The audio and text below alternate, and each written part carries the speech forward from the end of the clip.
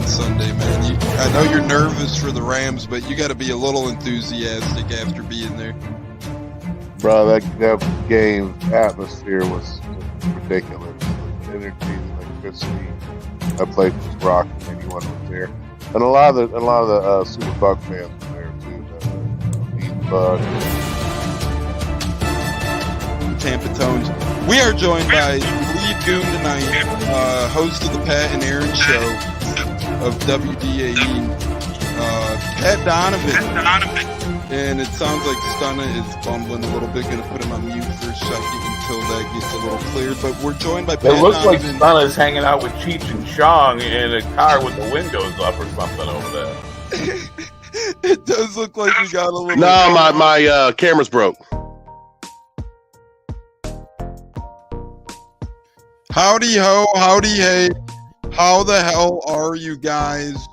Welcome into our Day 3 NFL Draft live coverage here from the Chicagoland area, not too far away from the actual site of the NFL Draft currently going on over in Detroit. Just a hop, skip, and a jump from the Chicagoland area. Nonetheless, a ton to talk about today, both Bucs-wise and NFL-wise in totality. Crazy couple of days of draft coverage from Thursday through now. Feels like it's been a damn marathon and a sprint.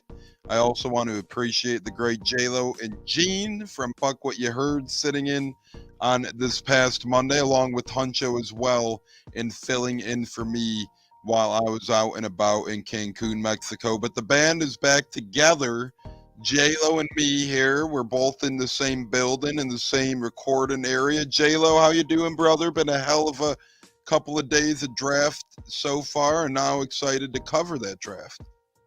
Absolutely. So far, it's been a home run hit as far as the picks we've made the last couple of days. And we just added a new Buck about a half hour ago. So it's looking good right now, man. We added some key pieces. Yeah, and if you guys notice on the bottom ticker there, we not only provide who the Bucs have selected thus far in this year's draft, but also our next couple of picks as well when those come up and the things of that nature. You can see it right there. The Bucs' next pick is projected to be round 6, pick 220 overall, followed by round 7, 246 overall.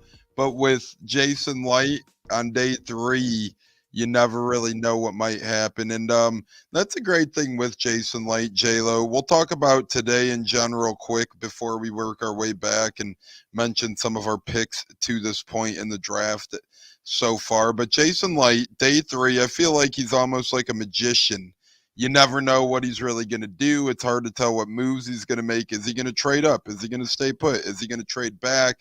I'll be very interested to see if Jason Light not only tries to get in round 6 again and have 2 6th-round picks, but even maybe move up into round 5. And round 5 is underway right now. Cardinals on the clock, 138th overall pick of the draft. Their pick is in, but wouldn't surprise me to see Jason Light try and float somewhere here back in round 5. Oh, yeah, for sure. You never know, Jason Light. It doesn't seem like he's done. Something tells me he's going to make a trade up in the 5th round, maybe even early 6th, depending on who's there, because obviously there's probably a couple more players he really wants to add on to this draft class. Yeah, and so far, J-Lo, who's been your favorite pick? What has it been? The number 1 guy, Graham Barton, who has already flown into Tampa, introduced to Tampa? Has it been, maybe a number 2 pick overall, who's supposed to be a nice little edge rusher from the great state of Alabama? Or is it the safety? Is it McMillan, the wide receiver? Out of our 5 picks, Bucky, Irving, the running back we just drafted as well. Where do you go for your favorite Bucs newcomer of 2024 so far? It's a tough one, really, between Graham Barton and Chris Braswell. We added 2, key players in the trenches. I feel like to get on the defense side to get after the quarterback. And then Graham Barton, he's just a huge guy from tackle going to center to help protect the middle, to protect Baker. So if I'm going to have to pick one, I got to say Graham Barton. You add probably the best interior lineman in the draft who can play any position on the line, really, tackle, guard, or center. So now you got him in the center protecting the middle of Baker Mayfield to give him more time to get rid of the ball and plus less hits. Because let's admit, Baker took a lot of hits last year. When he's injured, he does not play well. He plays injured. He doesn't play well that. So adding Grant Barnes, I think, will keep Baker, upright, keep from taking those hits. So give me Grant Barton, and then back to Chris Braswell, the guy, Real we quick, did. good thing we Oh, my did bad. take Braswell. Xavier Thomas, Edge just went from Clemson to the Cardinals, and edges have been flying, J-Lo, so I'm glad the Bucks got their edge out of the way in round 2. No, absolutely. Chris Braswell, he was mocked a lot to us, in a few mocks I've looked over. The guy played behind, two studs in Dallas Turner and Will Anderson during his Alabama time. But when you sit and wait patiently and you get your opportunity, you're going to get your opportunity, and he made the best of it. The guy was a double-digit sack in the SEC, which to me is a key, thing when it comes to a college player going to the NFL level. And I think he's going to fit nice, in the rotation at first, and then maybe if he produces quickly, he might be a starter. I But at the like end of the Tyke day, Smith a lot as well, the mhm. safety from Georgia, as Neil joins us saying, what it do, Neil? Thanks for popping in. Thanks for joining us, brother. As always, Neil's all around, always appreciated here on the Buccaneers as we make our way into day 3 of the NFL draft. We're in the thick of things, Neil. And as Neil always says, hit that like button, subscribe, turn the notification bells on. But we are on round 5, pick 139. The pick is in for the Washington Redskins or the Commanders football team, whatever the hell you want to call them at this point. But J-Lo, to our surprise, or maybe to no one's surprise, to me, Washington's done a tremendous job in such little time, turning the corner to this point, hiring a new coach, getting a lot of new front office pieces. As our guy El Monito's joining us on Facebook as well. We do appreciate that, El Monito, always popping in. But J-Lo, it seems like the Commandos, led by Dan Quinn, are trying to turn the corner, not only off the field, but on the field. I mean, Jaden Daniels, Newton in the draft. It's really been incredible. Then adding guys like Austin Eckler in free agency, Marcus Mariota is that veteran presence for a guy like Jaden Daniels. They got some draft capital back for a cat like Sam Howell, who might no longer have had a home there. So now they take linebacker Jordan McGee out of Temple. Do you like what the Commanders are cooking over there in Washington, D.C.? To me, outside the Bucks, I feel like the Commanders had the best offseason so far for all those key pieces they added. Keyword, key pieces. Maybe not all stars, but key pieces. I think it's going to help get them back into competitive mode in their division, to where that's first you got to win the division, then go into the playoffs and get it going. But to me, the Commanders have made really great moves in the offseason. They've had a great draft. I feel like they're definitely going to be a team to look out for. That's going to be pretty much coming up. I feel like I could see them being a wild card team as far as my confidence is in the Commanders. I agree with that, and we'll see how that goes. And now back to the Bucks. I'll kind of go ahead and say who I like a lot. Now I do love the Graham Barton pick. I think he's going to be phenomenal. Big man out of Duke. He loves football, breathes football, eats football. If none of you have seen it yet, Duke put up a beautiful tribute that Barton's parents made for him before the draft, knowing he would get drafted, knowing it would get published post draft. Really touching. You could tell they're a great football family. They said when he was a little kid, J-Lo, about 3 or 4 years old, Graham Barton would go on the TV and TiVo all the college football games going on and rewatch them at that young. So a lot of people watch cartoons. Graham Barton watch college football replays of games. That's pretty dang cool. So it's hard to not like a kid like him. The Bucs O-line is going to be incredible. Tristan Wirfs, Luke Godecki, Cody Mock, Graham Barton, and then we have a plethora of options for that left guard spot. Could be Hainsey, could be one of the 2 free agents we brought in. So very impressed at how we're building this offensive line. It's been beautifully done by Jason Light, Todd Bowles, and the rest of the guys. And Graham Barton's surely going to be an essential figure in Tampa, hopefully for the next 10 plus years to come. And no knock on him, but very glad we went with him over JPJ. JPJ did fall quite mildly. We'll put it like that. We'll say it was a mild fall for JPJ in the draft. Still went in the second round at a decent clip, but man, J-Lo, it seemed like there was just something medically not checking out with him for plethora of teams for whatever reason, maybe. And obviously those concussions and problems as such being a big reason. But Bucs got their guy in Graham Barton, and I guess I also love the McMillan pick though. I love that pick a lot too, and I like it for multiple reasons. A, I really hope that Chris Godwin's back in free agency. Obviously, he still has 1 year left, but following this year, I hope he returns. But there's no guarantees in the National Football League, and you might as well prepare for it now, whether than, 12 months from now, 11 months from now, whenever that time may be. So McMillan is an incredible pick, and TB Long at 13 agrees with that as well. Tyler Sharp comments on Facebook, Buccaneers equals GOAT. We appreciate that greatly. Huncho, do we have you? Are you in the middle of a football field? Are you getting mossed right now? What's going on, bro? What's going on, fellas? Now I'm fresh off work. Just came to chime in with you guys. All this excitement going on. How's the draft going in your eyes? I think I've seen that you were a fan to this point. I've been a fan of the Bucs picks. I think J-Lo has as well. What say you, Huncho? I mean, I'm extremely happy and satisfied with it. Of course, round one is not the flashy pick everybody expected, but real true Bucs fans and football fans know you build your team in from the trenches. And yeah, that center pick, I don't know if he's going to play left guard or is he going to stay at center. But with that pick there, you just setting up your your entire offensive line years to come. And protection with Baker, and we need a better run game, and this is a good way to start. As far as the other picks, I like the defensive. I believe what he's the defensive end from Georgia. The edge from Bama. Edge from Bama. I'm sorry, the edge from Bama. I like him. He's a feisty dog, and yeah, I think Like's doing his thing, man, per usual, and I can't wait to see where we go.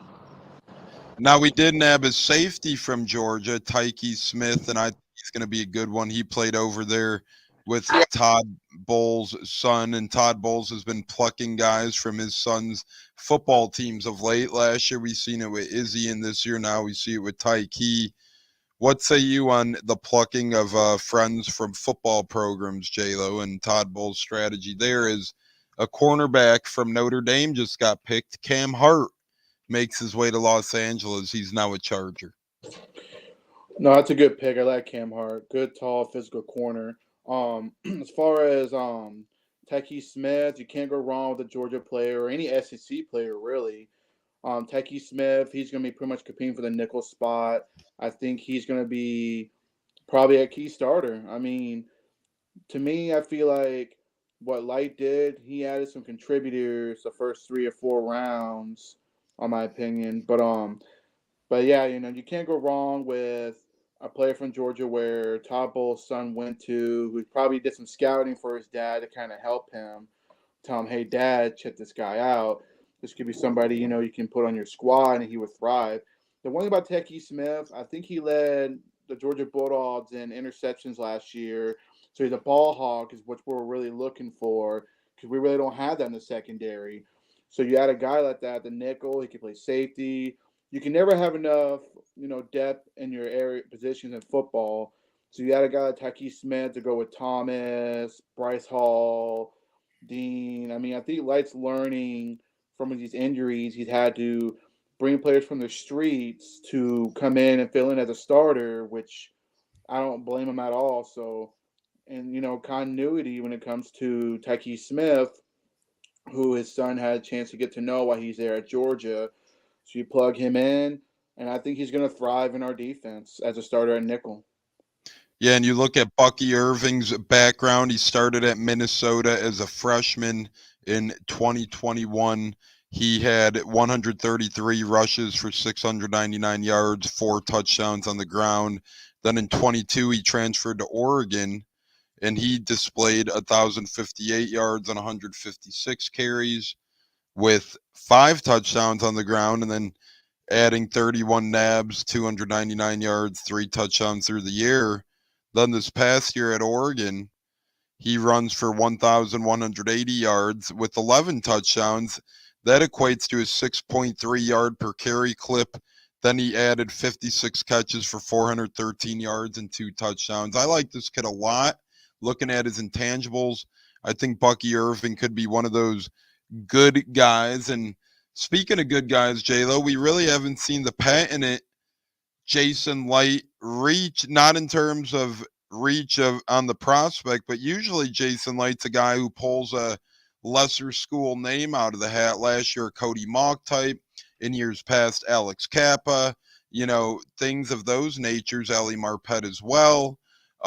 This year, we've gone Alabama. We've gone Duke. We've gone Georgia. We've gone kind of the mainstream route between Washington and now Oregon as well. Do you see that changing anytime soon, J-Lo, or do you think we're going to keep attacking the big boy programs right now? To me, it's looking like we're going to the big boy program, as far as adding players.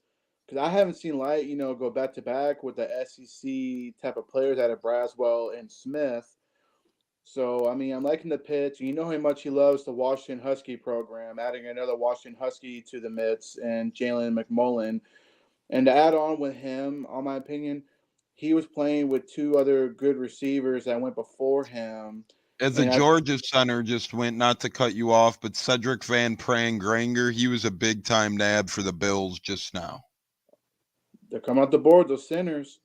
Like I said, this has been a really heavily offensive line type of draft. There were so many that win the first round, and then plus the second round, and now we're going into the fourth round with more centers and tackles going. So, like I said, this is a very heavily offensive line type draft, if you ask me.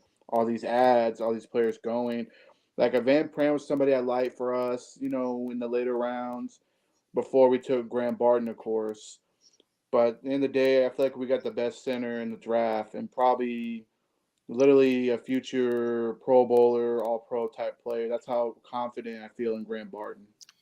And Huncho, I don't know if you noticed, but kind of a cool thing this year, NFL is using overseas fans. I think they started doing this a couple of years back, but the entire fourth round was made by people overseas or people here from other countries who are a fan of the game. Huncho, what say you on the utilization of the National Football League, Huncho, on trying to expand not only games overseas, but their product of football in general? You don't see that in other sports. Kind of cool that the NFL finds a way to incorporate other countries into the draft process, Hunch. Yeah, I was working, so I didn't get to out. But I mean, I'm all for expanding, and that's the NFL's motto. They want to expand and they want to get out there in the forefront and try to do things differently. And I'm all for it. I mean, we have a couple games overseas and stuff like that this year.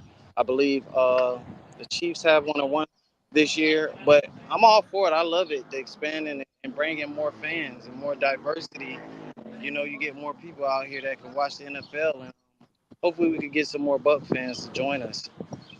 Yeah, hopefully. So, J-Lo, thoughts on that as the Colts pick is in? We're moments away from that. Let's see the direction the Colts go. They've had an interesting offseason so far. I think that they're bettering their chances of competing just by gaining Anthony Richardson back itself, right? That'll help him out surely, him and Jonathan Taylor in that backfield. They haven't really lost anyone too much of significance yet. And in the draft, they were the first team to draft a defender, the Colts. They're kind of making their way here now to the podium. Let's see who they go with. Roman Oben, the NFL Vice President of Football Development, makes his way to the podium here, round 5, pick 142. And the Colts keep attacking offense, this time going wide receiver Anthony Gold out of Oregon State. I like this kid, 5'8". He's a burner, 174 pounds. Little weapon punt returner. He had 2 punt return touchdowns a short season ago. Really nice pick here with Anthony Gold. Deep threat, toy gadget type player, J-Lo. Punt returner as well. So Colts tried to bring in Isaiah McKenzie last year as their returner specialist. Didn't work as such. Here they reach into the youth pool and get Anthony Gold. I think that's a big time move for this Colts team. Oh yeah, for sure. I mean, the Colts have made some pretty strong moves during the offseason, keeping most of their own. Giving extension to Brinson Butner, who I think is one of the top, D linemen in the NFL. And then the draft, taking Leatu Latu was a great pick. I think he's going to help that defense definitely get pressure after the quarterback. And I remember Joey mentioned, when you're playing against a team like Houston having C.J. Stroud, not only you got to be able to get your DBs in line, but you also got to be able to cover, your guys and all that stuff. So you got a Leatu who's going to, get after the quarterback, and help this team, pull off some wins because C.J. Stroud's on fire in Houston. But back to Indy, adding Leatu in the first. Who they had in the second, Tones? I couldn't remember at the top of my head. Well, they went a couple routes here. The Falcons are now on the clock. Falcons pick is in. They went with the Booty. Tennessee wide receiver in round 2. The Colts did. They went with Mitchell, the wide receiver out of Oh, from Tennessee. Texas. He So won even the 2 better. championships with Georgia and whatnot. No, and I totally forgot about Mitchell. He fell into the second round, but but he landed in a good spot. He'll be that good number 2 on the other side to help out Michael Pittman Jr. As far as the receiving core goes. I like where they're going. If Richardson can stay healthy, which I hope he does, I think he could be a key contributor and prove that he was probably maybe not the best, but maybe the second best in that quarterback group from last year. So I like where the Colts are going. I think they're going to be a competitive team in the AFC. One interesting team that's kind of been a mystery and intrigue to this point has been the Panthers. They've been trading up, they've been trading back, they've been trading down, they've been trading all around. It's been very hard to keep up with them in Dave Canales' first year as a head coach. For better or for worse, they've been playing Twister on the board. So we'll see how that works out for them. But to be honest, the NFC South outside this Bucs team hasn't had the greatest a couple of days to me, J-Lo. I think the Panthers, quite frankly, don't know what the hell they're doing. I think Raheem Morris made a terrible pick with Michael Penix, and then they traded up last night to select the D lineman, which is fine, but better D linemen were available for the plucking to me. And then, New Orleans just hasn't done nothing breathtaking either to this point. They keep kind of redrafting the same positions year in and year out, not getting much success, it seems. So to me, J-Lo, the Bucs are adding the most important needs, not only through free agency and retaining their own guys, but here so far, more than halfway through this draft now, I think they're doing incredible things. And the Colts got 2 picks pretty much from the Panthers last night, two fifth-round picks for free pretty much just from moving back a couple spots from Carolina. That's just not smart by Dave Canales there. You got to rebuild your team. These are the guys who are good backups and maybe turn to starters one day. Like I said, I mean, we're in a division that we have GMs on the other opponent teams that don't really know what they're doing, in my opinion. Dan Morgan has made some pretty awkward moves, like in free agency. You pay big money to 2 interior guards that I think were not worth paying a lot of money to. And then you traded for Deontay Johnson, who I think could be a contributor, but I don't see him being a star player for them. And then during the draft, they traded up to get Leggett, who I think is good, but you shouldn't have to trade at one spot to get him. And Another Notre Damer just goes to the Falcons linebacker JT Bertrand. Atlanta, they're they're gonna Falcon it up, on their squad. Taking Penix at number 8 was probably not the most smartest idea because you're paying all this money, pretty much up front to Kirk Cousins for the first 2 or 3 seasons, and you take a quarterback who is 24, I believe. So really, he's not going to see the field really because if Kirk Cousins stays healthy, which I think he can. He's gonna go in there at what 27 years old, starting quarterback by the time Kirk Cousins is done. I just think that wasn't a good pick. I mean, they could have waited another year. You know what I mean? Because you already got Taylor Heineke, who I think is a capable backup in case Kirk goes down. But I feel like they're not making smart decisions. And then they traded up for a D tackle. I think is good, but there were other D tackles that were better in my opinion. They could have took the guy Newton, but you know what? as Bucs fan, I'm glad they didn't take Newton. I'm glad they're making these dumb decisions, not making smart decisions at all. And That general manager's probably gonna get fired if they don't, make the playoffs after this coming season. And then New Orleans, you already know, almost everybody watching knows how much I hate New Orleans. I don't care for them. Yeah, they had to trade him to get Cooley McKinstry, and I think he's a good corner, but I don't think he's great. I just don't think he's going to make a big difference in their secondary. I think they should have focused more on their offensive line because, they drafted one in the first round who's going to be probably their starting left tackle because of their injury with, I can't pronounce that dude's name, but you know what I'm talking about. mhm. And then they got the right tackle, Benning, who's not been working out at all. You could have drafted a tackle like the third round to step in there and let him compete. But you know what? That GM, was it Mickey Loomis, whatever the hell his fucking name is, he's putting him in cap hell to where you're not even drafting right. You're not drafting the right players because you're going to have to cut some players loose. Because obviously Marshawn Lattimore, I think he's kind of on the decline a little bit. I still think he's still a good corner, but they're going to have to move him soon. Alvin Kamara, was the last time he really broke out or anything? And the Not Bears many. just traded up and selected Kansas edge Booker. And the Bears just Ooh, traded up. They were supposed to be done for the day. I like that pick. I I think the did. Bears are making some good moves. No, it's a good move. I mean, Booker, from what I've learned, because there were some mocks of us getting him in the third, but he's a great big guy, 6'5", 6'6", good edge rusher who just needs some development so he can sit back and be a role player, come in on certain situations to help to give Martez Sweat a break, as far as pass rushing. Bears are making pretty good moves. I talked a lot of crap about Caleb Williams.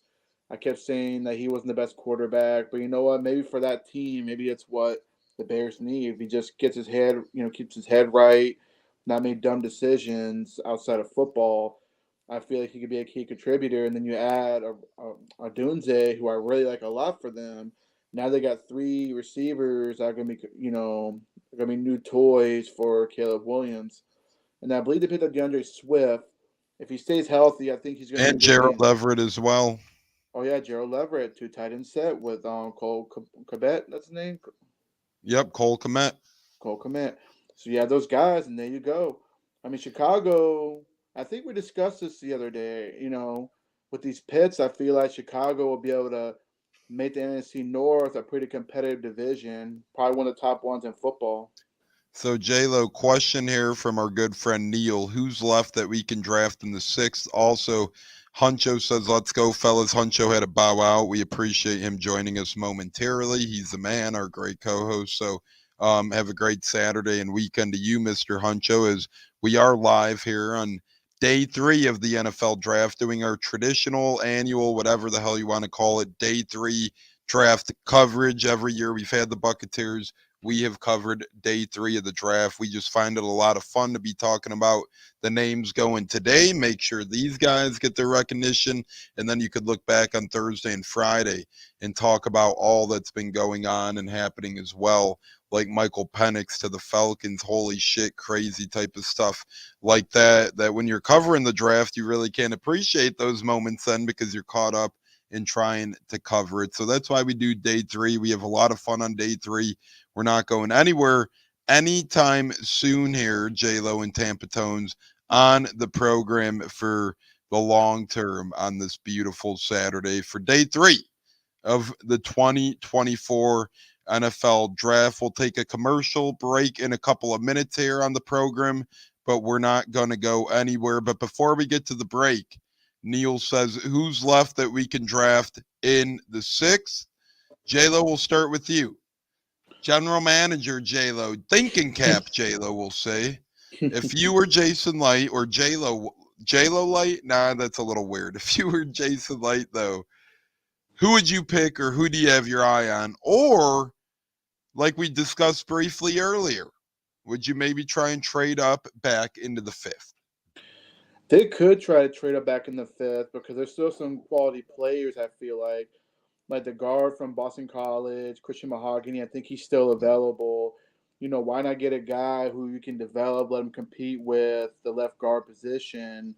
You get that guy who I think is a good, mauler that can definitely win hand fights and create holes for the running back to run the ball. Because that's where I feel like we need to, be able to run the football. You got to be able to run the football. If you don't, then it's going to create more problems for they could trade for Christian Mahogany. I don't think he's going to fall all the way to 220. I think eventually he'll get picked, but I can see light trading up for him. Add another big guy in the room, or you go tight end from Arizona. I can't remember his name at the moment, top of my head.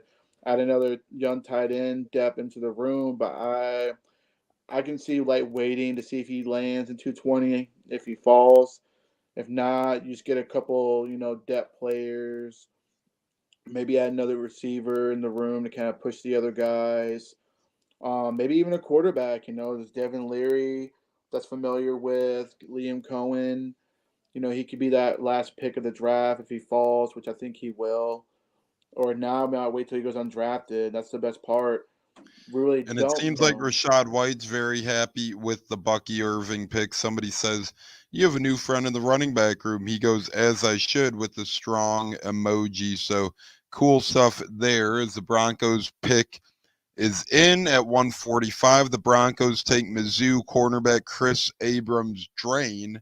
Another cornerback is off the board, and they are flying at this point, seemingly, as every position keeps dwindling down a little bit, but there's still a lot of meat left on the bone, especially for draft nerds like JLo and I who love this stuff. So we're going to be right here with you, bearing down here on day 3. We're not going anywhere anytime soon. The Buccaneers live, Tampa Tones and JLo right here, draft coverage, day 3.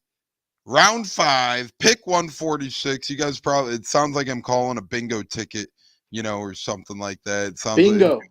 and we get a question from Twitter before we take a quick commercial break. Are you surprised they didn't take the Kentucky running back above Bucky? JLo and I talked a little bit about this off the air, off the program, and it makes sense for me that they went this direction. I think Bucky Irving is more of a compliment to Rashad White, and to me, it's telling that Liam Cohen didn't take his own running back who was there for the take. And not that he's a bad player or anything as such, but JLo, what are your thoughts?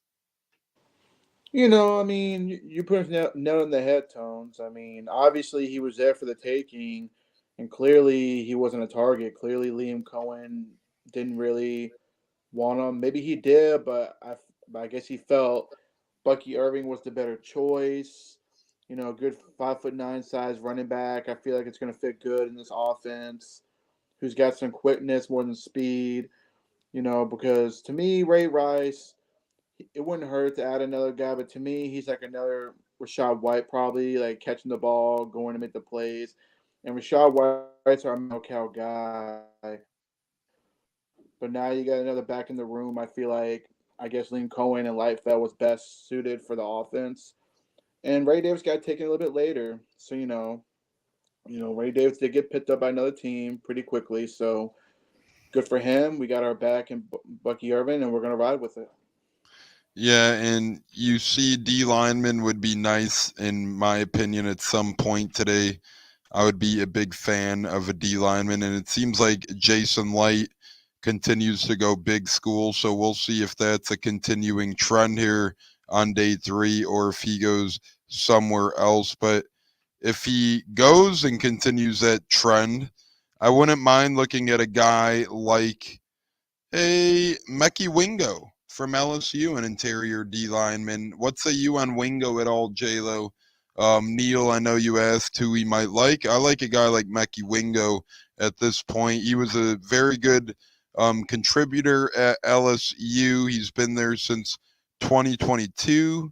He was part of the ReliaQuest Bowl this past year, just 21 years old is Mr. Wingo. He's about 6'1", 285 pounds, so he's a little undersized, but we know the Bucs don't have their problem with undersized linemen dating back to Kalijah Cansey and those types, Deadrian Sanat as well. So any thoughts on Mekhi Wingo at all, Mr. JLo? I mean, I wouldn't hate on it, but there are some other D tackles. There's like a small school guy who I think would be another good fit that could probably land a 220. I wouldn't say no to the LSU kid you brought up. He would be a good depth piece. Is he 6 foot or is he the taller one? Because there's a shorter He's one and a taller six. one. He's a little over 6 foot. Okay, little 6 foot, so kind of like a Kalashi Kansi size. You can have sub in Yep, and a little out. undersized, but the Bucks like those types. Oh yeah, no, I wouldn't say no to it. Another SEC player, why not? I'll be all for it. Also, there's a kid from Iowa that's like a D tackle that could be a good guy. You could sub in for Vita Vea. Wouldn't hurt to add him as well. He could fall to 220 without having to trade up. Because Jason Lane values his draft picks, so I feel like if that guy was really a target for Jason Light, then I think he could trade up in the fifth round to get him. That's where I think he's going to go in this next round. Yeah, I agree with that. And the Broncos are now on the clock. Sean Payton's making headway for better or for worse of late. They drafted Bo Nix, and they pretty much he came out, J-Lo. I thought this was funny and said that and Broncos select the Notre Dame or they select running back Estime, and we had our eyes on him as well. So Broncos go Estime.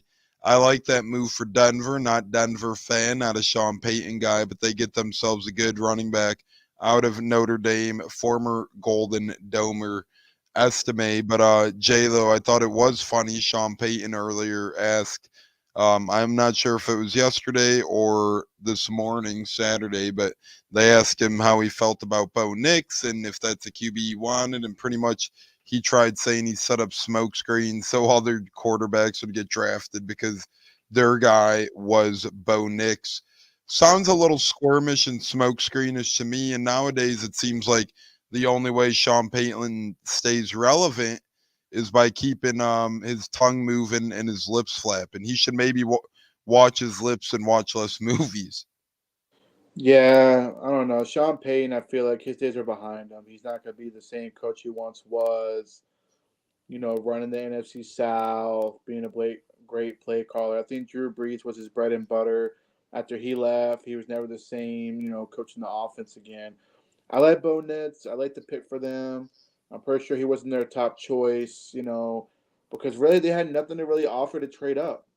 You know what I mean? If they wanted a guy like Drake May, Jaden Daniels, or even a Michael Penix because they didn't have no draft stock. They had no second round offer. And I feel like that Sean Payne just like, you know what, let me go with Bo Nix.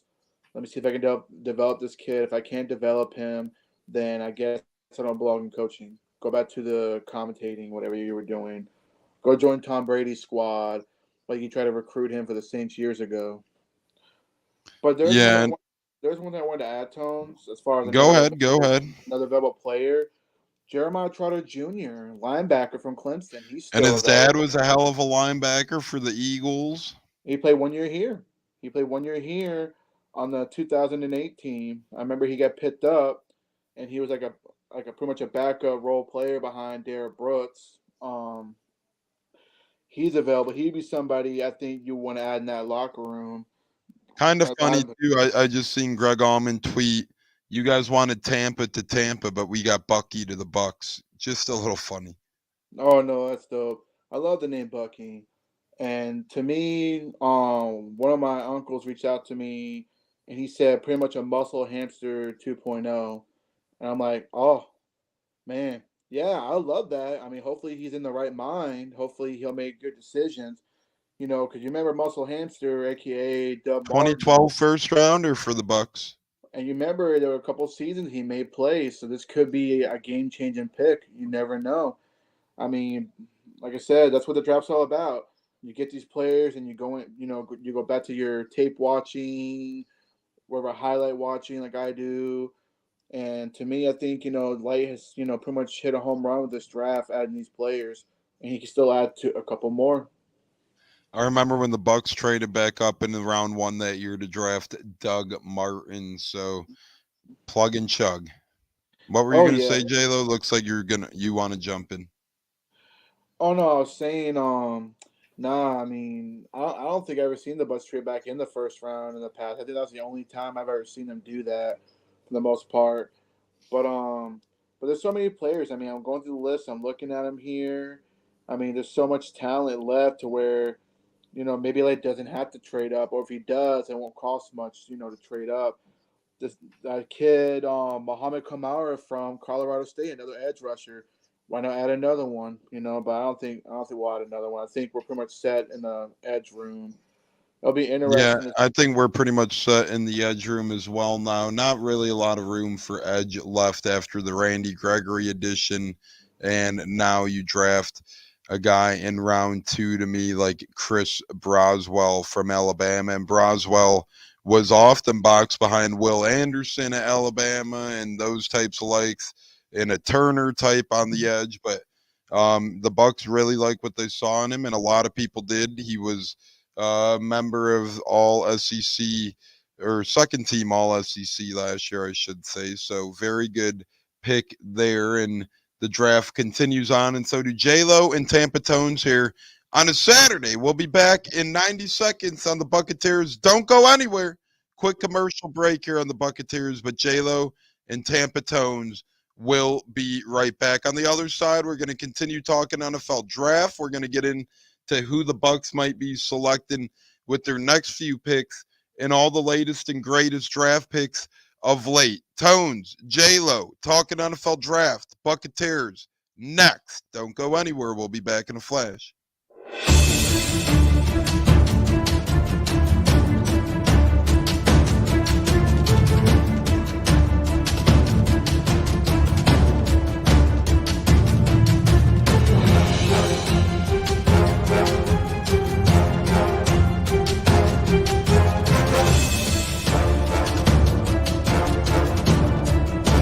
Game on Sunday, man. I know you're nervous for the Rams, but you got to be a little enthusiastic after being there. Bro, that game atmosphere was ridiculous. The energy, the electricity. I played with Brock and anyone was there, and a lot of the Super Buck fans were there too. The Buck. Tampa Tones. We are joined by Lead Goon tonight, host of the Pat and Aaron Show of WDAE, Pat Donovan.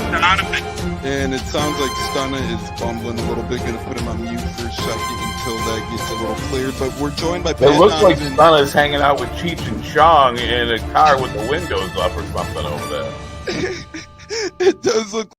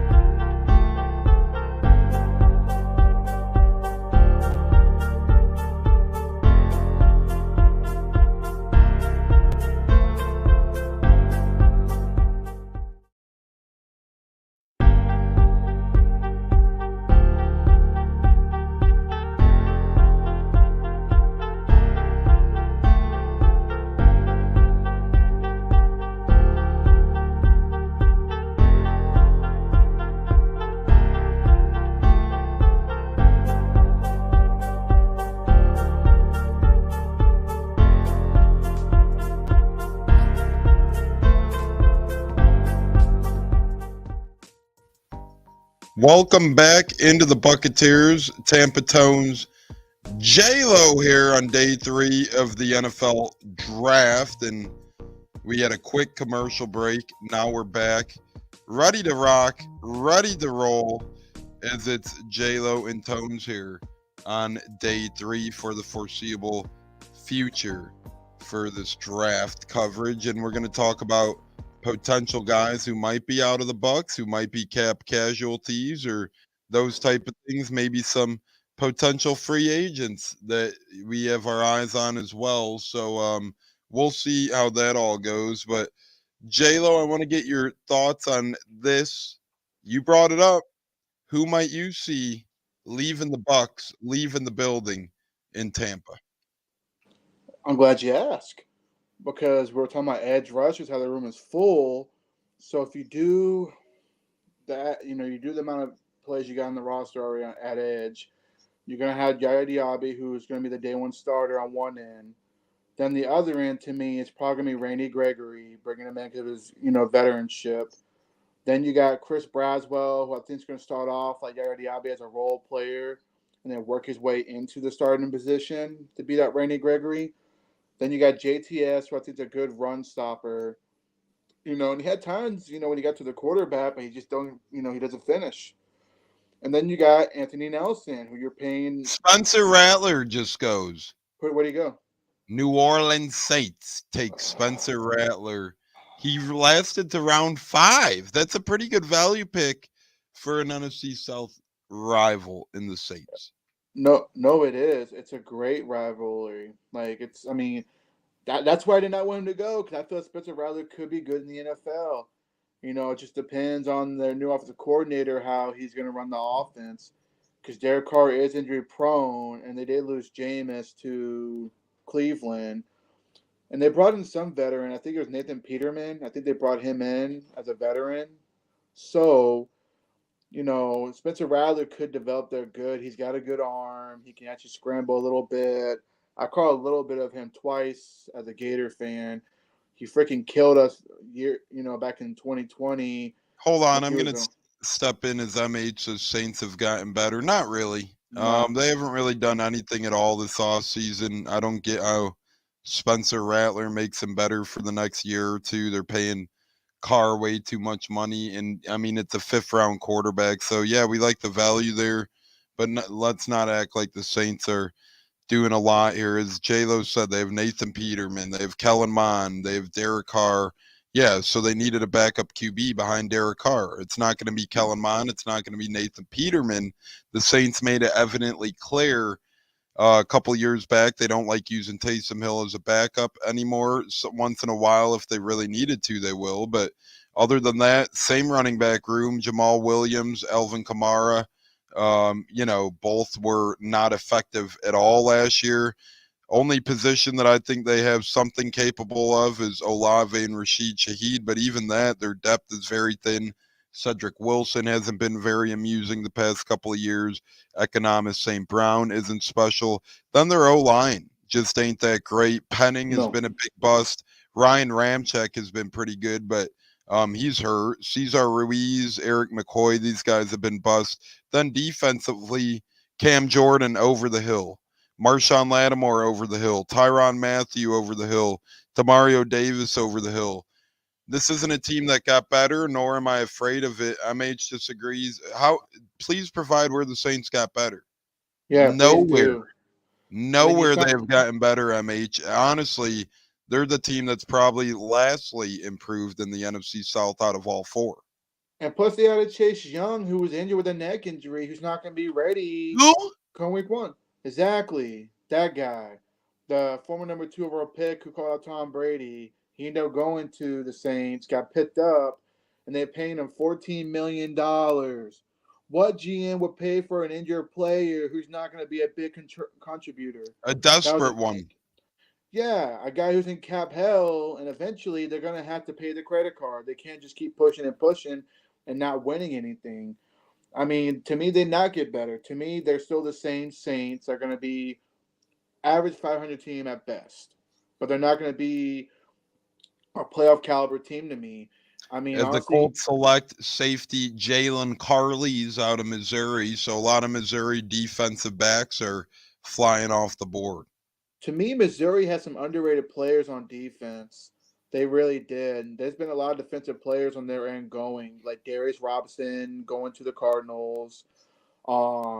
Bradshaw, he fell down a little bit, but he got drafted eventually, I think, in the late 2nd round tones or the 3rd. I can't remember top of my head. Yep, and now they just had 2 defensive backs go within the past 3 or 4 picks here. So a lot of faith into the Missouri defense last year. As Huncho says, looks like KJ Britt is the guy.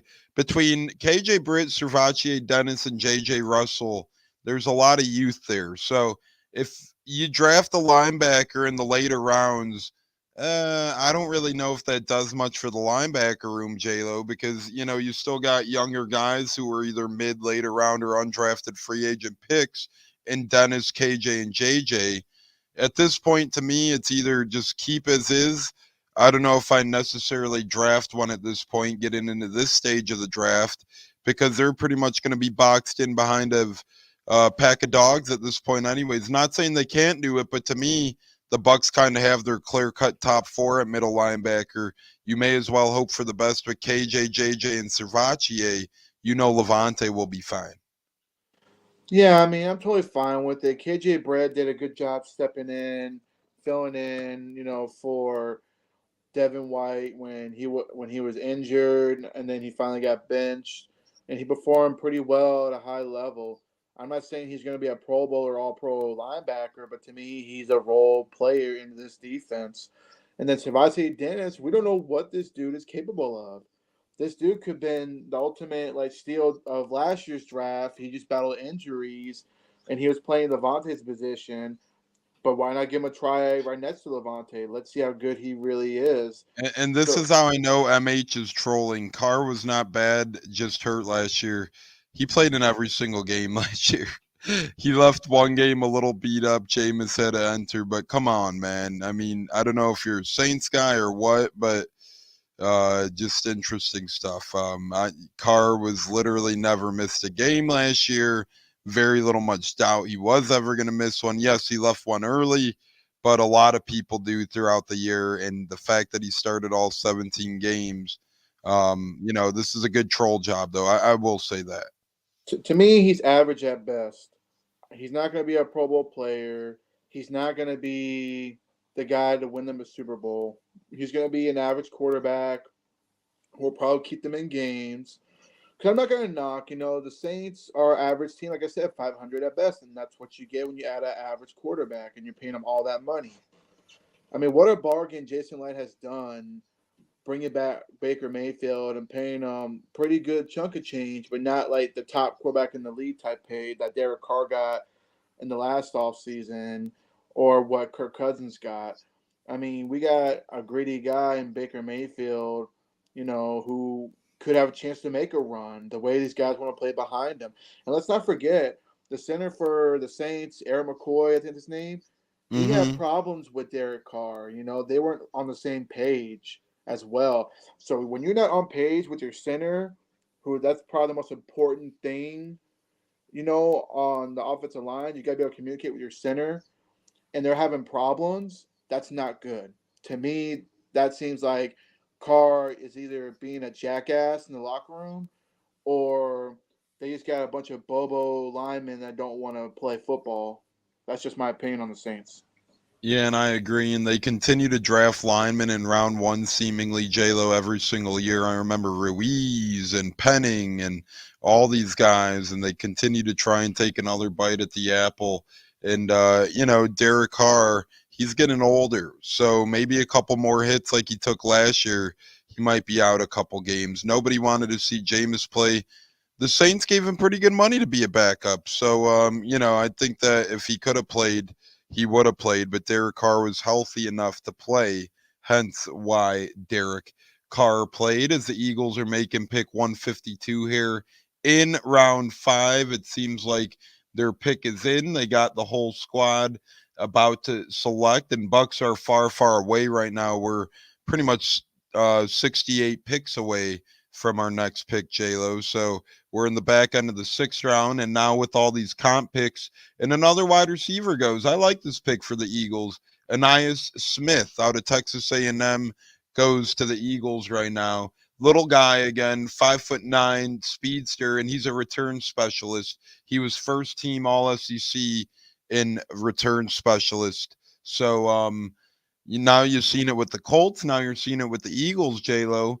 A lot of teams trying to not only grab a wide receiver, but their little punt return specialist type, it seems here. Well, remember they changed the kickoff rules, so it's gonna be interesting how that's gonna Very good flow. point. They changed the kickoff rules, so now teams are adding these special teamers because they might have a chance to return the football and create great field position. So it's a good move on the Eagles' part. I know they gave an extension to both Devontae Smith and AJ Brown the other night, as far as that goes. So they got the two solidified receivers. But now you got a little bit more depth on special teams. To me, from 5 to 7, it's more adding, like special team, gunners, kick returns, punters, and kickers. So good move by the Eagles. I think the Eagles will be a playoff caliber team for sure. I think they've done some things right, but as far as adding the two coordinators, we'll see. They went back to back years adding new coordinators because the other ones left for head coaching jobs. It'll be interesting. Philadelphia, I just feel like Nick Sirianni doesn't have control of the locker rooms. That's where I think when it comes to playoff team, yes. Super Bowl contender, no. I feel like the players were a little delusional. And if Devin White thinks going to Philadelphia is going to get him a big payday next offseason, Philadelphia will not tolerate the diva and his assholeness he brought in that locker room. I appreciate he won a Super Bowl for us, and I still have his jersey with Super Bowl patch because I always will treasure what he did that year, that playoff run.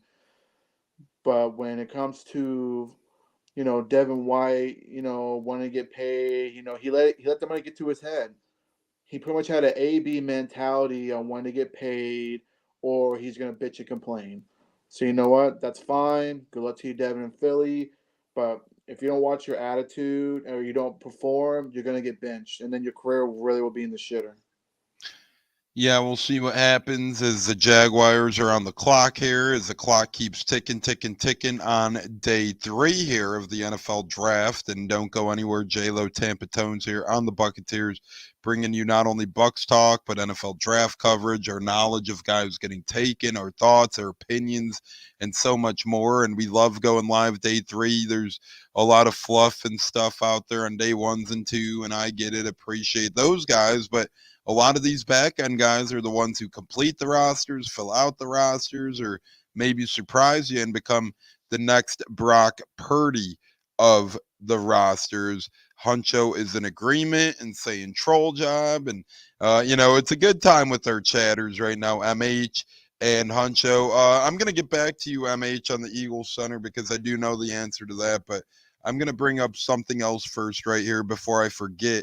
J-Lo gave his thought on the cap casualty. I don't want to let that slip away from me by any means. I know we're getting depth here, bro. I think that, and man, I like all these guys, so pains me to even think this, but I see a lot of people murmuring or clamoring for the Bucs to draft a tight end in these late rounds. I don't think they do. But God forbid if they did, I feel like one of those tight ends would be maybe, you can't really carry all 4 at that point between, they already have 3 young tight ends. That's why I don't want them to draft one because Keefe, Payne Durham, K. Dot, and all on their rookie contracts. But J-Lo, I've seen some people say we should try and go for the big pass catching tight end. That's fine. You do that. But you're not going to carry 4 tight ends on your active roster every week, which means you would leave one of those younger guys with the availability to get scooped up off the practice squad to another team that may be in need of a tight end. So that's why I don't want to go tight end personally. I think it would create a problem that's not really a problem. But, tight end's not the position that you want to have a lot of depth at. Like, you obviously want to have depth there, but it's not like one where it's like, oh, we want 5 good tight ends. O-lineman, trenches, cornerback room, sure. You can never have too many of them. Tight end room, you don't want too many because you can't carry it. You just can't, J-Lo. No, you can't.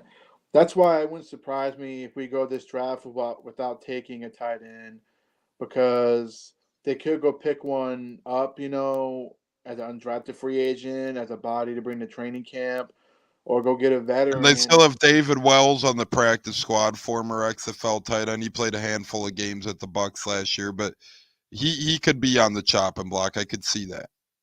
I mean, and you never know. I mean, the UFL, after the season's over, some of these guys are going to get opportunities. Wait, we got a trade. We do have a trade, not the Bucs, but we have a trade that just took place in the NFL draft. Jets Broncos again. Jets are sending defensive end John Franklin Myers, who started 50 games combined the past 3 seasons, to the Broncos for a 2026 6th-round pick. So in the past couple of weeks, the Jets have traded Zach Wilson and now Franklin Myers to the Broncos. And I think that's a good pickup for Denver. Franklin Myers is a veteran, 15-game experience. Starting why you could only start 51 possible games the past 3 years. He has 50 starts, J-Lo. So this is a guy who started his entirety of the last 3 seasons. Oh, Eagles are pumped. They draft their dad's junior, Jeremiah Trotter Jr. to the Eagles. That's what's up. I'm happy for that young man. Good for him. Go where your dad played. He's gonna. I think. Hey, he might beat out Devin White. That might be Devin White's replacement in Philly. Well, they still have Dean over there too, so you know. Kobe Dean. That's right. I forgot from Georgia a couple of seasons ago. I mean, no, I mean it's good. Continuity, familiar with the area. It makes a lot of sense why they would take him. And then as far as that trade goes for the Broncos, adding that defensive player because he went to the Broncos, right, from the Jets. Yep. Okay, yeah, you add him because the Broncos need help everywhere right now. That team's just so beat down. Sean Payne is pretty much in hell right now trying to put this team together to compete. But when you're in a division of Kansas City, Vegas coming up in the world, I think Pierce is going to do good things over in Vegas. Who's the other one I'm missing? Kansas City, Vegas. Broncos, Chargers. Chargers. There we go. Chargers. Chargers, another team. We don't know what they're really going to look like. I don't think Jim Harbaugh is going to turn his team around in 1 year. I think he's going to need time to build his team. But right now, to me, the Broncos are at the bottom of the cellar, that division. They need help everywhere they can get. So that's good they made that move. Hopefully it helps their defensive front, as far as that goes. And the Jets, Jets will Jets, man. I mean, if Rodgers can stay healthy, I see them competing. If he can't, that's a wrap. Yeah, and speaking of rap, we're not wrapping it up here. This is Hopefully J-Lo. not. This is Tones. We got picks and picks and picks to talk about, a lot of things to talk about. Sadly, the Bucs don't pick in quite some time. Our next pick, well, at least projected pick, is number 220 back into the 6th round. Then we have one front end on the 7th. For those of you who missed, the Bucs did have a pick in round 4, and they addressed their third string running back spot. He'll turn into their backup. Don't freak out. Chase Edmonds, Bucky, Irving, Rashad White, though, J-Lo. That's a hell of a running back room right there. To me, that goes toe-in-toe with some of the better running back rooms in football if Bucky Irving pans out. That's a big if. But if Bucky Irving pans out how I think he should, how I'm excited to see him play, I think that running back room is going to be fantastic, and Chase Edmonds is going to continue to bring his veteranship and skill set to the table. And I think last year, towards the end, we really seen Chase Edmonds get healthier, and he looked a little bit better by the week out there. So I'm excited to see not only what Bucky Irving brings to the running back room, but I think a more refreshed and re-energized Chase Edmonds will help grow the pod as well. No, absolutely. I mean, Chase Edmonds, if he just stay healthy, off the injury list, excuse me, stays off the injury list. What, did you swallow a gnat? I don't know, maybe. Sound like a frog right now. But anyway. But Bucky Irving, he'll provide good depth. I feel like, obviously Chase Edmonds is going to be running back 2 right now. Bucky Irving and Sean Tucker are going to battle it out. I know a lot of fans are not too happy with Sean Tucker's development, but he went undrafted for a reason. So he's going to get another shot, to probably be RB3 or not, pretty much at the back of the the depth chart line as RB4. But to me right now, it's RB1, of course, Rashad White, the bell cow carrier. And then you got Chase Edmonds, who's RB2 for right now.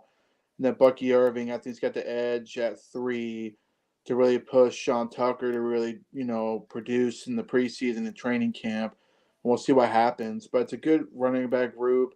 I wouldn't be surprised if the Bucs were to go the free agent route, maybe add a veteran running back in the room to help push with them. I mean, Edmonds a vet too, but add another one in there to kind of push everybody else as far as that goes. I mean, there's still some quality free agents out there that can help, produce. We still have Pat Laird, too, on the practice squad.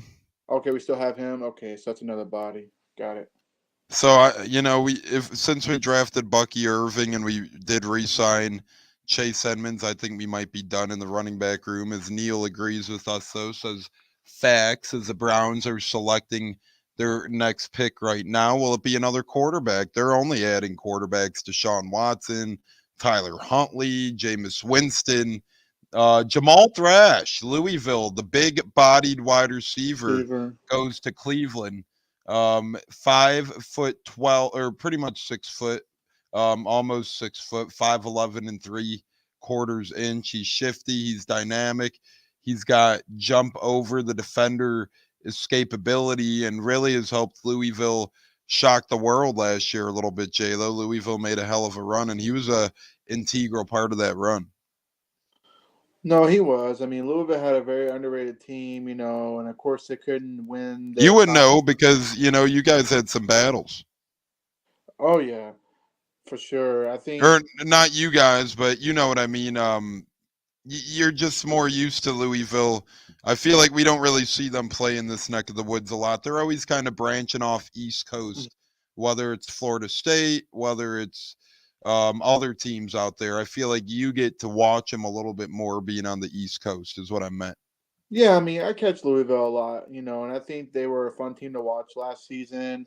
It'll be interesting how they do next season, 'cause I know they lost a couple players, but I think they're definitely coming up, as one of the top dogs in the ACC until, we don't know what's going to happen in that conference, which is another conversation. But no, but Thrash, I mean, that's a good spot where he's going. I think he'll be a good contributor playing behind Amari Cooper, Jerry Judy.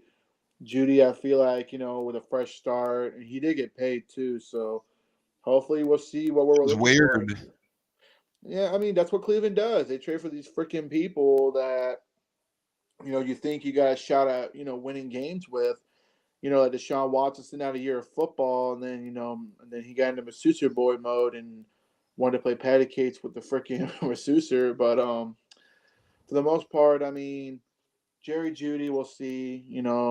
We'll see if he fits in that offensive scheme because he had a rough time in Denver. I thought maybe Sean Payton could save his, help, save his career, but it looks like he was tarnishing it really. So we'll see what happens with him. I hope the best for him. I actually do like Jerry Judy. I liked him in Alabama, and we'll see what happens there. But Thrash, back to the drafted prospect. He'll provide depth, and learn behind two good receivers, or at least one great receiver and one we'll see receiver. Not including the Bucs, favorite pick of the draft and least favorite pick of the draft so far. If you're a draft analyzer, any of the other 31 teams, who's your favorite, who's your least favorite selection? Could be on today, could be on day one. So outside the Bucs, right? I'm picking a different Yep, team. that's Okay. what. If hey, I said outside the Bucs, not the Bucs, I just want to make sure I heard you because I correctly. think we'd pick all the Bucs as our favorites. Oh yeah, of course. Man, that's a tough one. Um, I did say Commanders had a good draft. I like what the Bears did, getting Yeah, but Caleb Williams.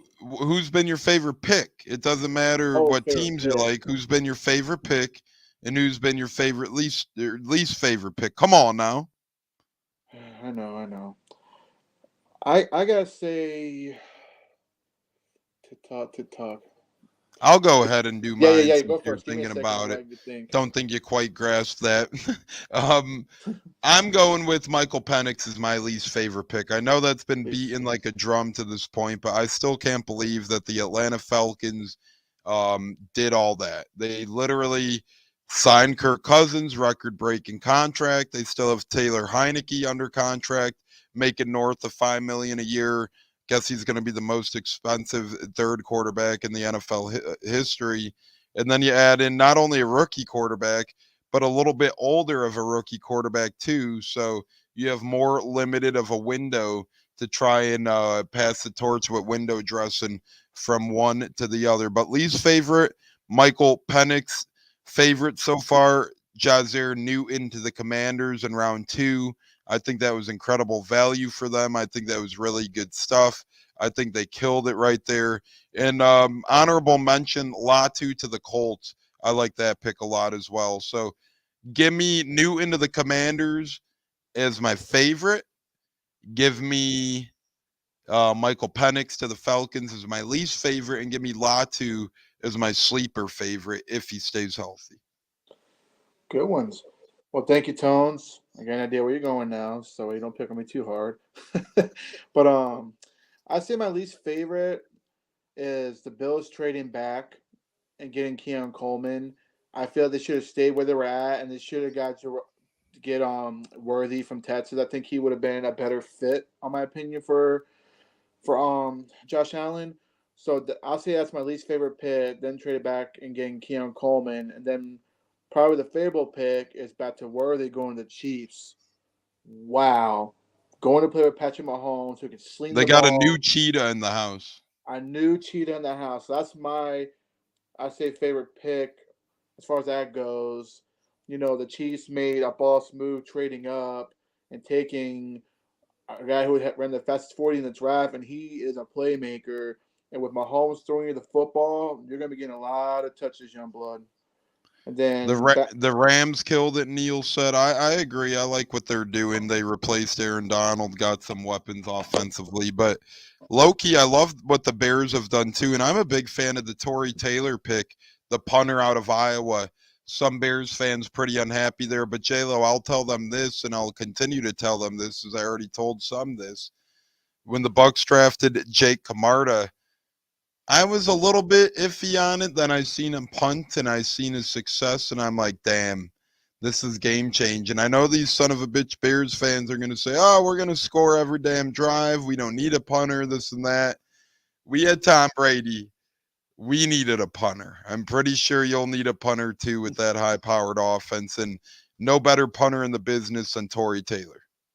no, agreed. It was a good pick. I mean, Bear fans, get over it. I mean, I don't know what you should be upset about.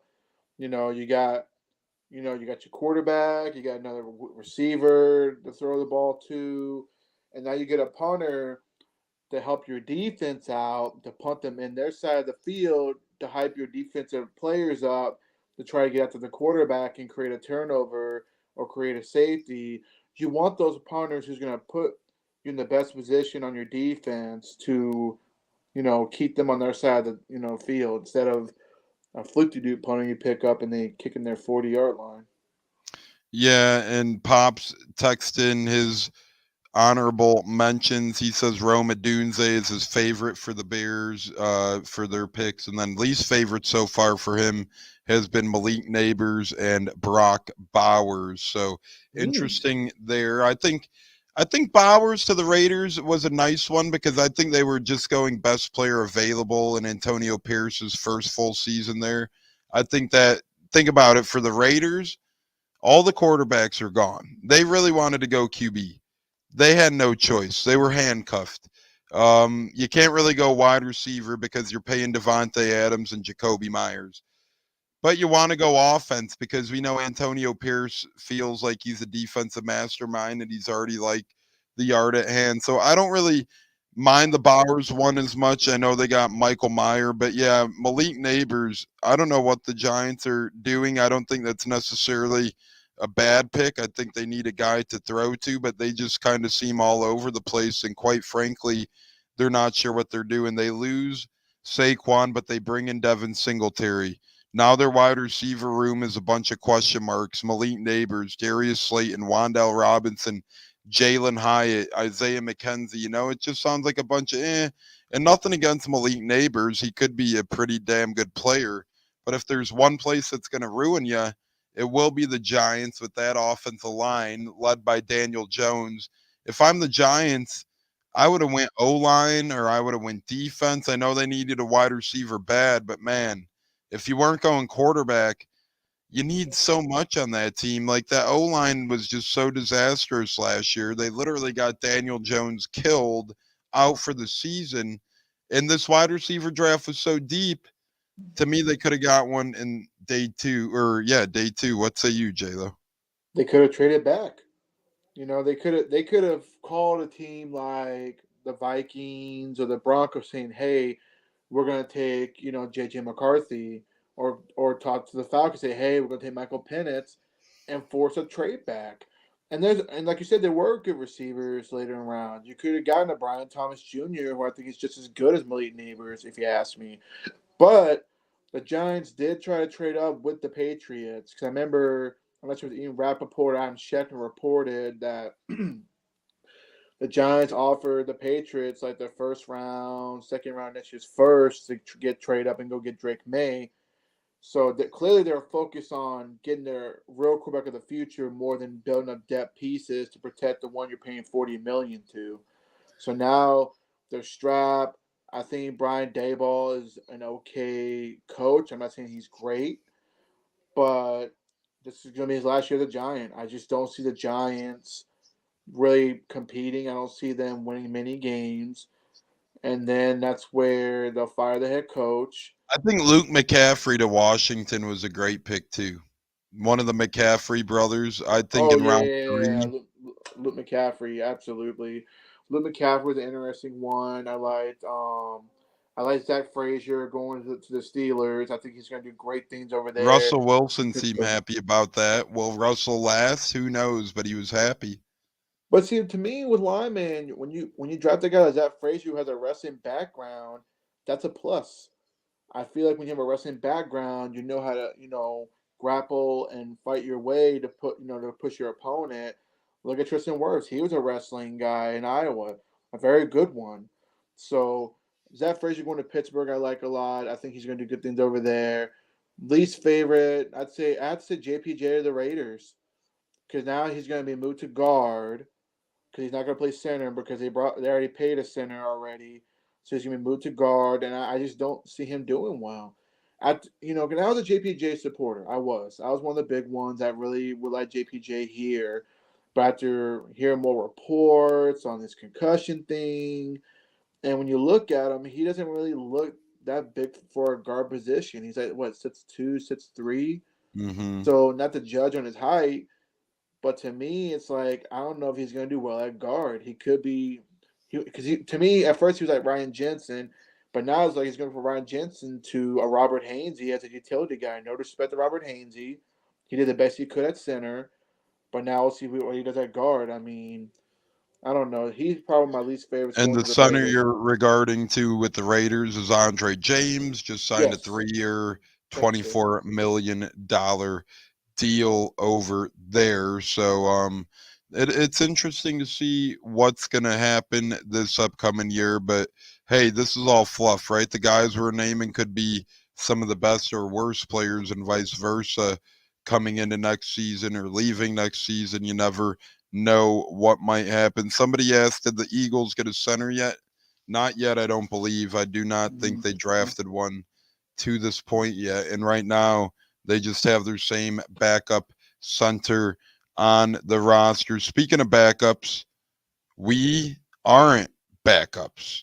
We are the Buccaneers. Tampa Tones, J-Lo, live on Apple, Spotify, Google. Well, not live on those, but you can catch a replay on those. We're live on Facebook and YouTube as we speak right now. And we are going down and down and down a great path here on day 3. Don't go anywhere. One last commercial break coming in. It's J-Lo. It's Tampa Tones, Buccaneers. And on the other side, join us as we're going to continue to talk draft. We're going to continue to talk about positions of need. We're going to talk about the next Bucs pick, which, by the way, fellas, it's coming up only 58 picks away. So on the edge of our seats over here. But nonetheless, Tampa Tones and J-Lo, we're not leaving, so don't go anywhere. But another commercial break. We'll be back on the other side in roughly 90 seconds or so. Don't go anywhere. We already have comment from MH waiting. We'll play that comment from MH on the other side. It's Tampa Tones. It's J-Lo right here on the Buccaneers with our traditional annual Day 3 NFL Draft coverage.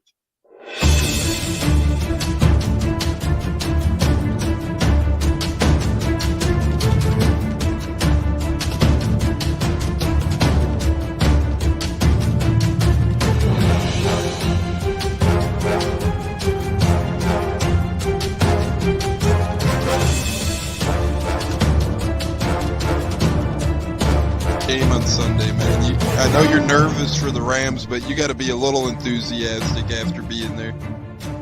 Bro, that game atmosphere was ridiculous. The energy, the electricity. I played with Brock and anyone was there, and a lot of the Super Buck fans were there too. The Buck. Tampa Tones.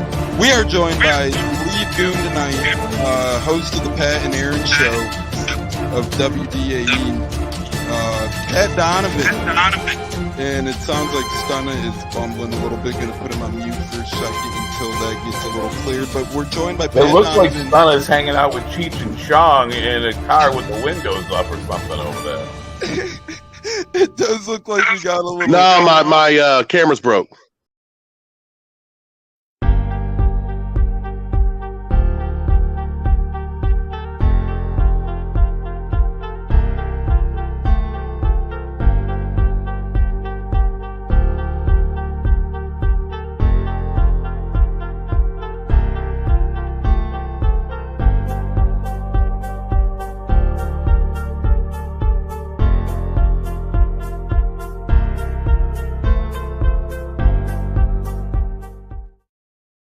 Peter Blake gave me a like on the show.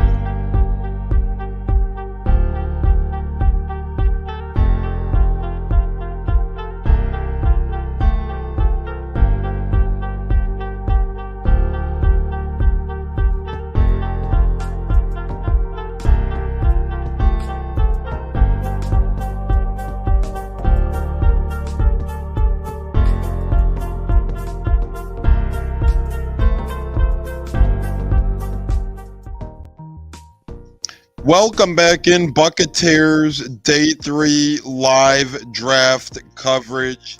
J-Lo to the right, Tampa Tones here, live on Bucs Life News Facebook, Buccaneers Podcast YouTube.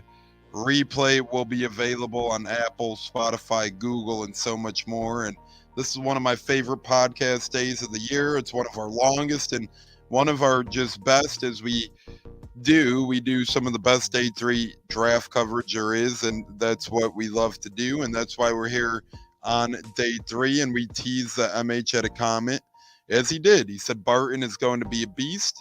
It might take a year or two at most. What say you there, J-Lo? I think Graham Barton will fit in like a glove. It ain't going to be like a O.J. Simpson where, the glove. No, he's going to be a glove fit. It's going to be great, and I think Graham Barton is going to be a fantastic human being and a great football player in Tampa Bay, and I can't wait. You know, sometimes you get players and it's just good on-field production, and they're crappy humans, and, you know, nothing against those type of players, but sometimes you get the whole conundrum, and it seems like Graham Barton is a little not on the OJ side and a little more on the Barton side, and I think he's a hell of a guy, and I think he's going to be an even better football player. No, he will. I really feel he's probably going to be one of the best centers we have in football besides Ryan Jensen. Okay, I love my ginger. But as far as Barton, like I said, 6'5", which is massive for a center, in my opinion. When you move from tackle to center in the inner offensive line, I think Baker's going to have more time throwing the football, which is huge, in my opinion, with that. You know, I mean, the kid's got a great mind. He looks like he's very, he's going to fit right in with the guys in the locker room as far as Tristan and then Luke Gedicke, Cody Mauch, and even Robert Hainsey. Hainsey's a team player, man. You know, he's going to definitely try to help the team, go in the right area, So sky's the limit for this kid. This kid's going to be really good. I think he's definitely going to create a bit difference in our offense of running the football as well to give Rashad more opportunities to run to where we create the play action and sling that ball down the field. Sling that thing down the field. We'll see how that works, but Baker Mayfield is certainly happy with this pick. I don't know how Mr. Baker could be upset when they're helping protect him and they're adding him weapons like McMillan, and they're doing all sorts of things over in Tampa to try and maximize the value of Baker, squeeze the juice out of Baker to get as much as you can. And that's how you got to do it, J-Lo. You get a quarterback, you believe in him. Let's not forget, Baker Mayfield was the first overall pick of the draft not too long ago. If he played in Tampa his whole career, he wouldn't be viewed as like he is now. He'd be more of a Matthew Stafford type, up and down career. He has potential. But since he went to planes, trains, and automobiles from Cleveland to Carolina, even though they're a hellhole inept franchise, then made his way to LA. Now he's in Tampa. He gets this negative connotation. But let's not forget, if you hit his career path and solely displayed his numbers and put him up next to guys like Goff and Staffords of the world, they're all, eerily similar in terms of, hey, production meets value. Just the outcome's different for the teams. No, agreed. I mean, we'll see what happens, man. It's going to be interesting how that goes. I feel like with Baker, he landed in the right situation, especially getting to know Liam Cohen and all that stuff. Liam Cohen, I feel like is going to be a great play caller. It was a match made in heaven. Even though Dave Canales did a good job, the best of his abilities to get Baker back on track. But I think Liam Cohen's going to take him over the top. Continuity, and you're right. Carolina was a hellhole. I mean, they changed coaches 100 times, and can't get it right. Cleveland's just flat out stupid, just trading away Baker, even though he had a not so great year, but he was injured. Like I said, when Baker's injured, he's not going to play well.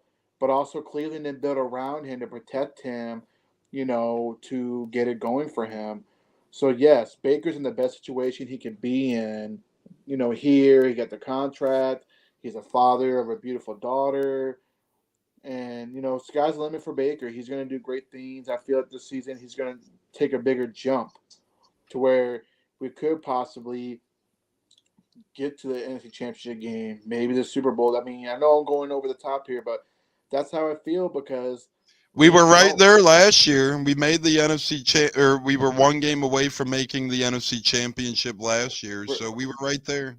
Really, one drive. All we were was a drive away from trying to go take it down the field for a touchdown and go for two. You never know what could have happened. We could have maybe went to overtime and maybe steal the game away. But that's where these players learn. You got players that are experienced now and knows how to play against teams like that. And it's going to be a fun schedule. I think, we're going to surprise a lot of people. And we're on pick 5 or round 5, pick 164 as Christopher Cole chimes in. Hey, one of our great listeners, one of a friend of the show's Chris. How you doing, Christopher? Hope your Saturday's going splendid. Hope you're enjoying the NFL draft. It's been a very fun one so far. J-Lo is in the Chicago area as we are doing this live draft coverage, a hop, skip, and a jump away from where the draft is happening over in Detroit. Next year, the draft happens in Green Bay. That place is going to be very crowded, not a lot of maneuver room in that part of Wisconsin. Not a lot to begin with, but now tomorrow especially is the Colts draft another safety, Jalen Simpson, this time out of Auburn. So the Colts taking DBs now, loading up, double dipping a little bit. But Jalen Simpson out of Auburn ends up being the Colts pick, as the Bucs are now one pick closer, but we're still ways to go, and we are making our way into round 6 here in day 3 of the NFL draft. As MH said, Bucs have filled their needs, just need defense now. Edge DT, yep. So I'd like to go interior D lineman with one of these next picks personally. J-Lo, if you had a position to choose for our Bucs at one of the positions in these last 2 picks, where are you going? No, I agree. You want to go interior defensive line. There's a couple of them out there that are still available. Excuse me, to bring in and put in a role player in mode. Possibly another safety. You can never have enough safeties back there with Jordan Whitehead and Anton Winfield Jr. Even though you got Smith, who can play safety, play nickel. Christian Izien, who was a starting nickel last year, he can play safety as well. So, I mean, I think you go interior defensive lineman or you go get another safety or corner with those last 2 picks. Yeah, I couldn't agree more, and we'll see what happens. And, really they could go a lot of places, as we kind of said. Even round 1, maybe they were able to go best player available, but instead we went with more of a need over there. And speaking of need, I don't think the Lions are going to need any cornerbacks anytime soon. They're drafting a couple, and Terrion Arnold and Enos Rakestraw. Then they traded for Carlton Davis. It seems like they're towing the back line, J-Lo, in Detroit, and seems like they got a lot of decent type of defensive backs over there making some sort of difference. To me, it's insurance policy because of Carlton Davis not playing a full 18 games a season. That's the way I look at it. They give him a third rounder. I mean, they gained a sixth rounder for him as well, and next year sits. But at the same time, you give a third round pick where you could have drafted a corner, but instead, they were smart. They went and double dipped in the corners, which will make their defense stronger. And they lost CJ Gardner Johnson to the Eagles. So I think they're good moves. I think the Lions will be a tough team to play in the NFC, but the division's not going to be easy. It's going to be a dogfight with the Packers, maybe the Vikings, because the Vikings did have depth pieces on the defense side of the ball. Running back Rasheen Ali from Marshall gets selected at round 5, pick 165 for Baltimore. More depth for Baltimore. They love running the ball. And you see here John Ledyard, formerly of Pewter Report, knowledgeable NFL reporter, put some numbers out on the Bucs' new safety Tyke Smith, and he said his snap distribution at Georgia win is followed. Slot cornerback, 1,356 snaps played at the slot. Deep safety, only 52. Box and edge, 557. And then outside corner, 61. So he's a slot cornerback, and he would be a project anywhere else. But, he's going to do fairly well here, in my opinion, J-Lo, and slot in and fit in well. Oh, I really think he is. I mean, he could be the biggest steal of the draft for the Bucs, really, because Graham Barton, we know he's a stud. We know he's going to be really good at center where he's at. Maybe not elite the first year, but definitely next year he'll be elite to me. Chris Bradwell could be a role. He could be another steal. But I feel like Smith would probably be the biggest steal because he could play nickel inside like that. He's definitely going to help blitz, get out to the quarterback. I watched some of his highlights not too long ago, and he loves to hit. The guy's a good tackler too, which is important in the top Bulls defense. You think former Buck Shitty Ahanatu, his son is Mayan out of Rutgers, looking to get drafted. It said he met with the Bucs. You think there's any chance the Bucs reunite with some former Bucs blood, go the route of Mayan Ahanatu, and that would keep the big school train going as well? What position does he play? I'm sorry. Defensive line out of Rutgers. Oh yeah. No, I mean I always love former Buck players. Going, the youth wise, going to be drafted. I wouldn't mind taking them. I think he'd be a good one to take. If not with 220, maybe 246 if he keeps falling.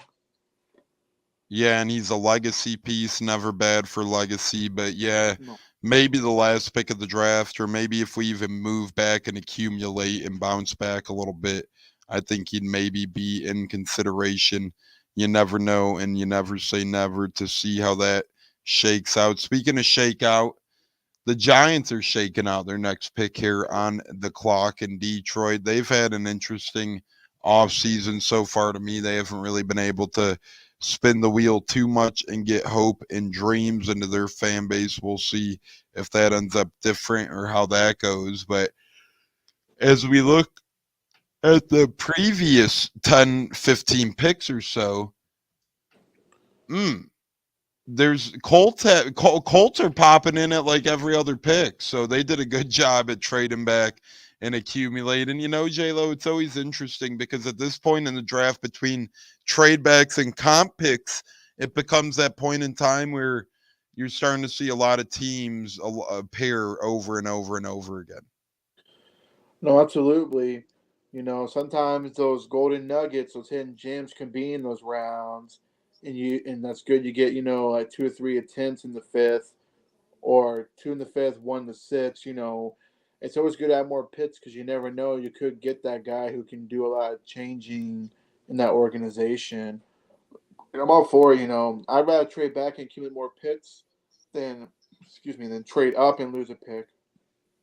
If you think Brandon Ayuk, Debo Samuel, T. Higgins, one of those three gets traded, only one, what order from least to most do you think is the probability they get traded? To me, most likely Brandon Ayuk.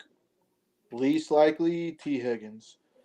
I feel Brandon Ayuk is frustrated with the organization, even though he says he's not. But there's just silly things he's been doing, and drafting Ricky Pearsall, who is a stud, if you put him in the right CJ offense. Stroud thinks so.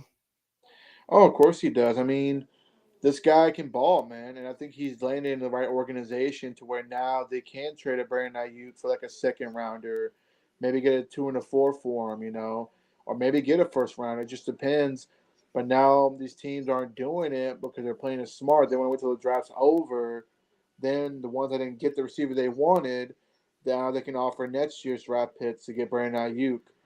So that's my opinion on that. I think Ayuk will be the odd man out over Debo. I think Debo and Pearsall can do a lot of great things together, create more confusion in the defense on rollouts, run the ball, because Pearsall can also play punt return as well. So, they could replace Debo, but I think they're more so with Debo and Ricky Pearsall. Ayuk, I think it's dealt to a team that's willing to give a first rounder. If not, worst case scenario, a 2 and a 4. And then T. Higgins, the Bengals, I don't think did a good Tyler job. Boyd's still a free agent too, believe it or not. And what I tell you, to me, something's not right. If to me, he's an average receiver. He can make play certain games. I think he'll get picked up. He might go back to Cincinnati. But I think T. Higgins is just too valuable to trade right now. And you want to keep that two-headed monster with him and Jamar Chase. That's my opinion on that. At least another year. Then they can decide to trade him. And I agree with that, and we'll see where that goes. And, one of the few players, T. Higgins, I'm talking about, that got the franchise tag that hasn't been signed to a long-term contract yet. Antoine Winfield being the other of those players. You've seen guys like Michael Pittman get tagged and get extended. We've seen the Bucs do it before with Godwin. So I'm not gonna worry yet. I think they end up figuring out with Winfield.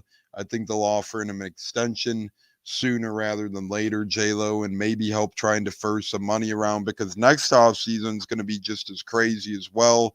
You'll have Tristan Wirfs, you'll have Chris Godwin, you'll have Levante David all over again. Man, it's going to be mayhem out there, but we'll worry about that when the time comes. As running back from Texas, Keelan Robinson, just got taken by the Jaguars. Next couple of picks, if you're in your car or whatnot. Buffalo, Green Bay, New Orleans, Philly, New York Giants, Dallas, New Orleans, New York Giants, and then we're on to last but not least, round 7. Believe it or not, we're nearing and gearing up for round 7, J-Lo. It's kind of crazy how fast these times are going. Oh, it's rolling. This is probably the fastest draft I've seen in a long time, which is which is kind of good. I feel like you want to get the ball rolling. That way you can get your pits in there, and then go ahead and focus on UDA, bringing in undrafted free agents. So I feel like we can add some key pieces, and maybe one that might show up like Christian Izzy. That's the Yeah, beauty we had a about it. lot of UDFAs this past year make impacts and whatnot, whether they've came to the Bucs right away or they signed elsewhere and came here.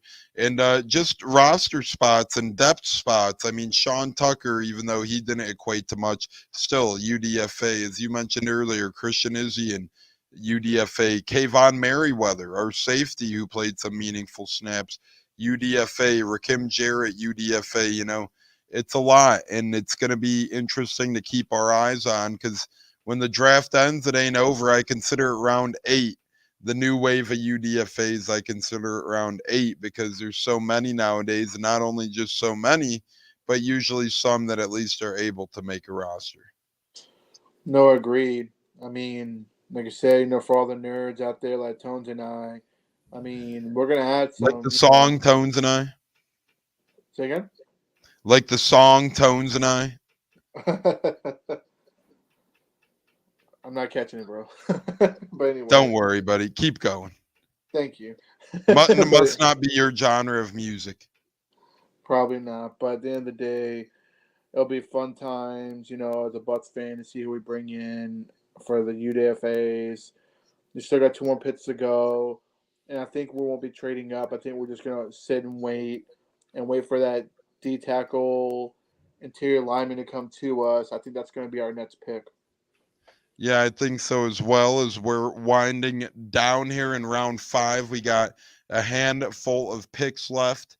The Bills are on the clock, and J-Lo and I are winding down as well. Still some time left, but we'll be here for about 15 more minutes or so talking day 3 NFL draft. We're going to go right up to that 2-hour mark with you guys. Can you believe it already? Almost already 2 hours covering day 3 of the NFL draft with you guys. We've been having so much fun.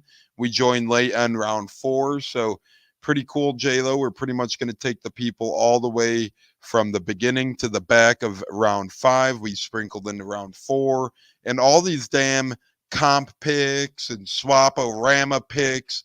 That's what really drags this thing out as well, because everybody's saying, hey, wait a minute. And I know this sounds like a newbie football question, but the time shrinks per round.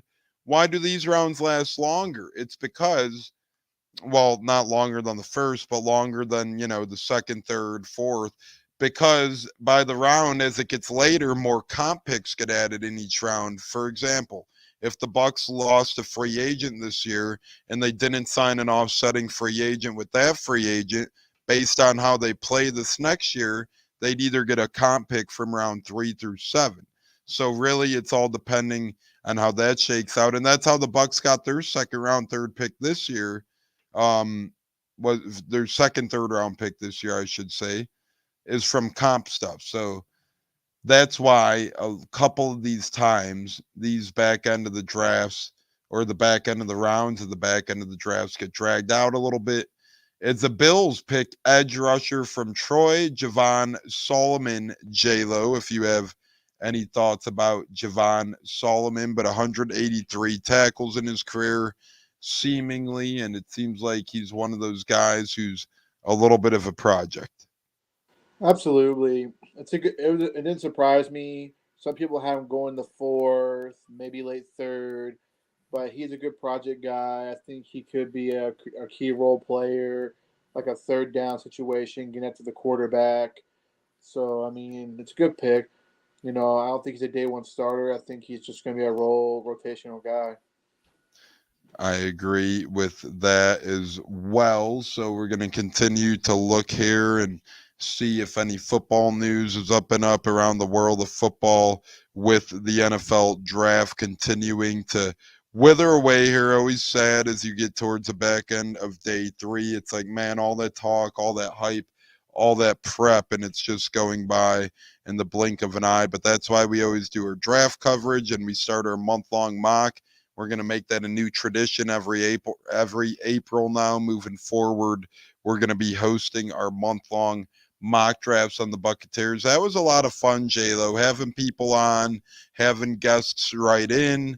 The Command This podcast, Juice from On Tap Sports, Jimmy Mundo Fantasy Guy, Joey from Cleveland, me, JC Allen, everybody else in between as well. Just a lot of good stuff there from a lot of good people who are knowledgeable people of the game of football. No, absolutely. I always love interacting with other fans and getting their opinions on their teams and how they feel about us. And we throw our opinion at them. We don't we don't hold back. Whether we're right from wrong. But yeah, I mean, I love that. I mean, hopefully we'll get more pods from other teams next year. Come on, give us their picks, give us their takes, and all that. I mean, we're all about butts, but we're also about chit chatting with other fans, learning our opponent. That's how I look at it. And just like they're learning about us, we'll learn about them, which makes And it more fun.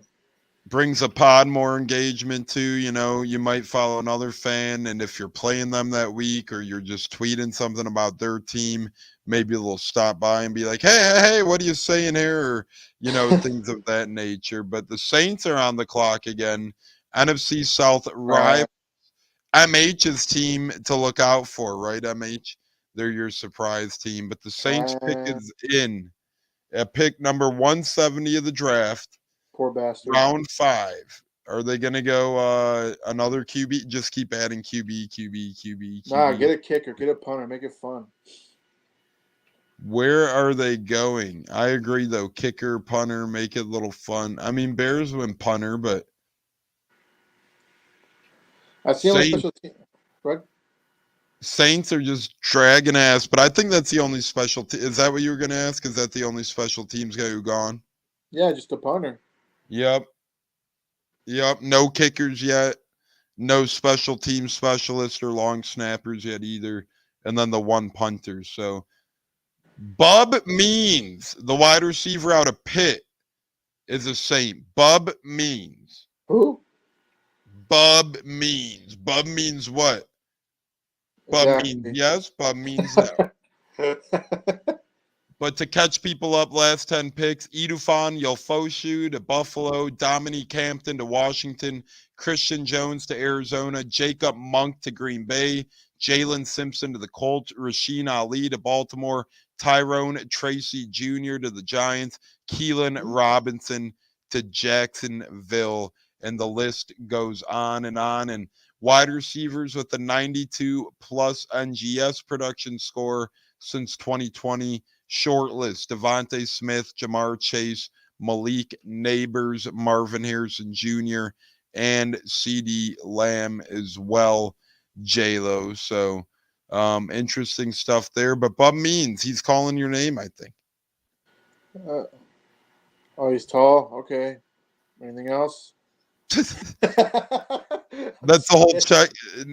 Well, hey, at least maybe MH is a Saints guy. You know, he already has the intel on these picks. No, I'm kidding.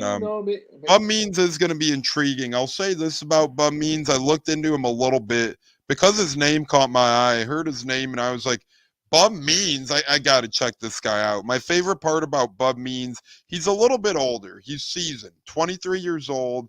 He's going to come in there, not necessarily a spring chicken. He played throughout 3 colleges, starting at Tennessee, then I believe Louisiana Tech, and then he ended up where he did at Pitt. But the cool thing about Bum Means, beyond his height, and he does have really good height, but he also has really good hands. When he goes up in traffic, he's not afraid to use them. So Bum Means off the board, and now the Jets are in.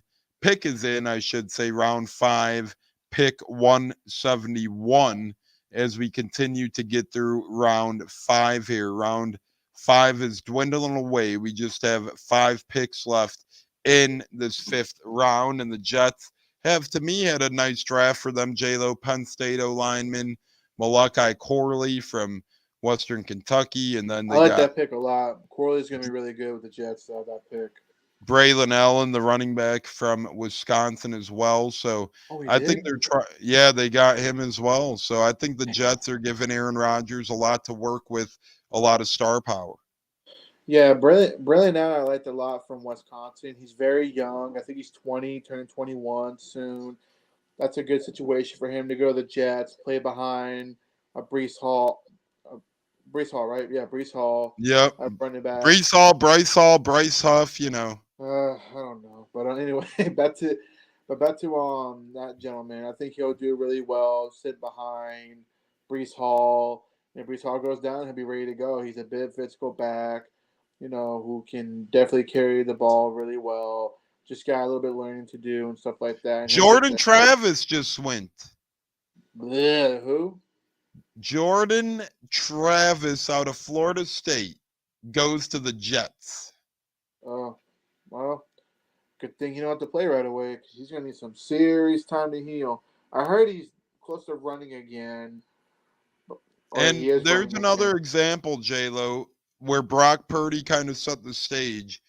But these veteran quarterbacks going late in the draft, Sean Clifford, it happened to last year, Ben DiNucci as well, as my man Ed Rabas is joining us on Facebook. The Godfather James Rubright's joining us on Facebook. Do you think we see that with the Devin Leary, or do you think we see that with the Milton down the home stretch, J-Lo, maybe some other experienced quarterbacks? I remember last year, I wanted Malik Cunningham bad in Tampa in round 7 just for his veteranship, his explosiveness. Obviously didn't happen. Do you think any other quarterback or teams might have their eyes on older quarterbacks? I like Joe Milton a lot. I think he's got a good shot. He's got a hell of an arm. I think and he's big. He's a good sized kid who I think can go to a right situation in case an injury happens and step right in and make plays. I like him a lot. Devin Leary, he had his ups and downs in Kentucky. I wouldn't mind drafting him at 246 or pick him as an undrafted free agent. Coming here, continuity. I'm pretty sure Cohen would love to have him for sure, who I think did a decent job in Kentucky, but also Kentucky was battling a lot of, I believe, not so many playmakers on offense besides Ray Davis. Yeah, and it's interesting though because Cohen already passed on one of his guys over there, right? So maybe Larry might not interest him, or maybe it does. And as you said, Jay, the one thing about Larry, it would bolster the brains of the quarterback room as he's been experienced with Liam Cohen's system. But I'm not even sure how much willpower, fighting power Liam Cohen has to this point at making picks. I know Todd Bowles said when he brought Liam Cohen in, he's going to leave the offensive stuff up to him in terms of picks, personnel, and all that. But, when you have a general manager, when you have Todd Bowles, a lot of hands in the cookie jar, nothing comes easy. A lot of voices can be in your head. Yeah, but at the same time, I'm fine with Trask and also the other quarterback in the I room, am too. I like John Wolford, Trask, and John Baker. Wolford. Thank you. I think maybe a UDFA or round 7 guy who won't get grabbed by another team. I'm fine with, but I wouldn't waste a 5th or 6th rounder. I wouldn't waste a 7th this year on him. But just notably speaking, I'd go the UDFA route and hope for the best at that point. Agreed. Because I mean, to me, right now, the last couple position in needs right now is interior defensive lineman. I think that's big right now. Excuse me. Or not, maybe not a tight end in the room. Did that Arizona tight end get taken yet, or is he still out there? I think he's still out there, I believe. So Ooh, interesting.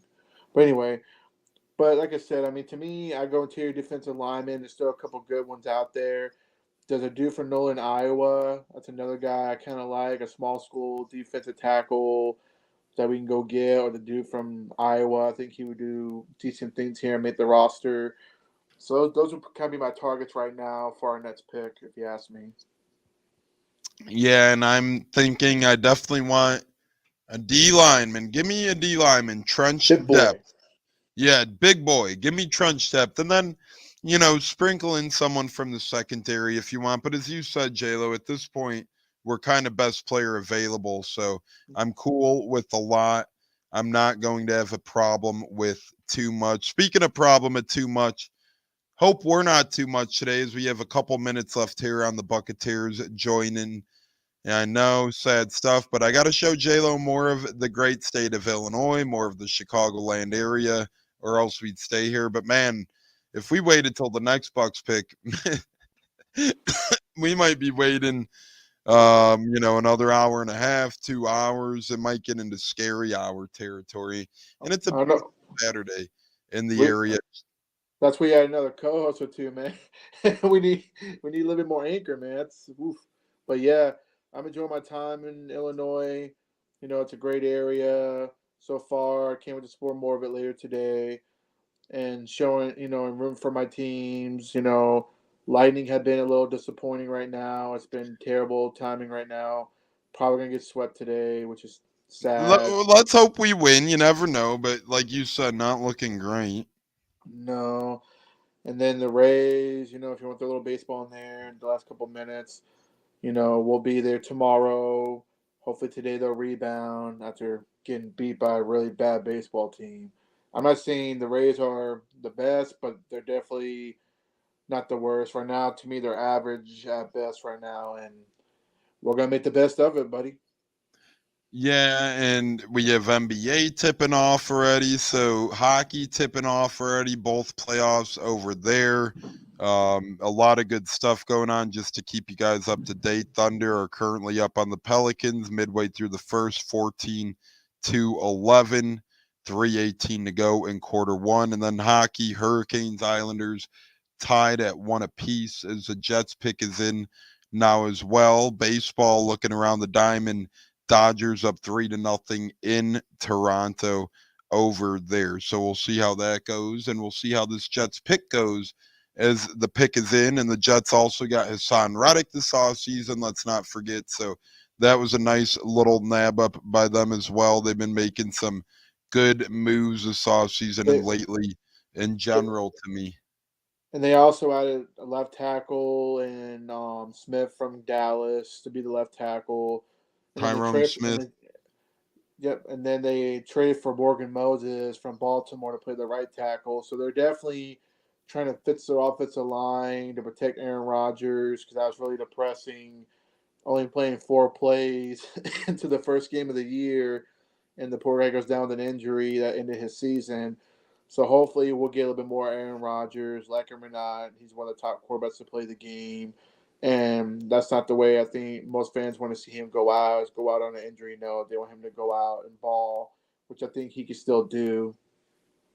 Yeah, he's still playing at a very, very well. We'll see if he could still be playing at a very, very good level. But I believe in you, Lo. I'm in the same premise as you, where I think he could still play at a high level. They go running back Isaiah Davis from San Diego State. That's their second Ooh, running back now. The Jets, back to back running backs for the Jets, and they add to that running back room. Thoughts on that pick, Lo?